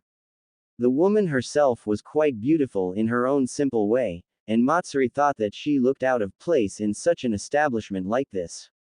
A secretary, maybe. Hello. What will you have? The waitress asked a bit exuberantly. Hello. I'd like a bowl of your most purchased ramen, please. She figured that their most popular serving had to be the one that tasted the best. It was simple logic. Most purchased. The ninja in the corner echoed. I guess that depends. He looked over to Matsuri. Oh, it's you again. Did you get through? She looked over to him as well. Get through? What do you mean? She then realized that it was the same ninja from before who had the scar on his nose. He must have been speaking about her finding the hotel. No, I didn't. Too expensive. Huh, yeah. Find any inns. Full. Shame. Ayame reached over the counter and tapped Matsuri's shoulder. So you want the miso? Or do you want the porkaholics, ramen? Porkaholics. Oh sure. For common laborers who go on and on about meat, and ninja who want to eat some soup that has a bit too much pork for my taste. A lot of people come asking for that. The Konoha ninja explained. Say, what's your name? Mine's Iruka. Matsuri. She obliged. But if that's the most purchased flavor, then why the choice of miso? Iruka chuckled. That ramen is most ordered. Miso, that is, one person alone, outpurchases the alternative, even though it's the most purchased by popular demand. Now it was the waitress's turn to laugh. Naruto really puts it away, huh Iruka? He does indeed. Pity on all those times I treated him. Matsuri's world took a dramatic pause as she heard the name before time resumed its normal progression. Naruto. Huh, I know of him. Everyone's heard of him. Brash, knuckle-headed, prankster, Iruka started listing. Come on, you're not giving him enough credit. What about how he's got a heart of gold, those kinds of things? You know, overly kind, too forgiving, self-sacrifice. Soon as Ambassador heard her stomach growl and decided to just take the miso. She told Ayame, who immediately retreated to the back, mumbling something about 10 minutes. In the meantime, her thoughts once again turned to the blonde. Too forgiving, huh, she muttered. Iruka must have heard her. Oh yeah, that's him. I can't say too much, but his best friend tried to kill him and he looked past that. Something like that happened to me. I probably would have taken on myself to be my best friend's judge, jury and executioner. The stand grew quiet for a minute and Matsuri felt a need to fill it. You know, I was supposed to bunk with him. But we had something of a fight. You did. That's a shame. I'm just going to theorize that he offered you a place to stay. You said some things or did some things he didn't like, and you're too proud to admit your mistake or mistakes to apologize to him, knowing that he'll just forgive you. More or less like that. She admitted. But I told him that I could make it without him. Ramen is pretty poor fare. Iruka noted. I just eat it every now and again for sentiment's sake. And you still haven't found a place to sleep. I think you're doing a great job so far. I will not submit. Okay. Not too sure what that's all about.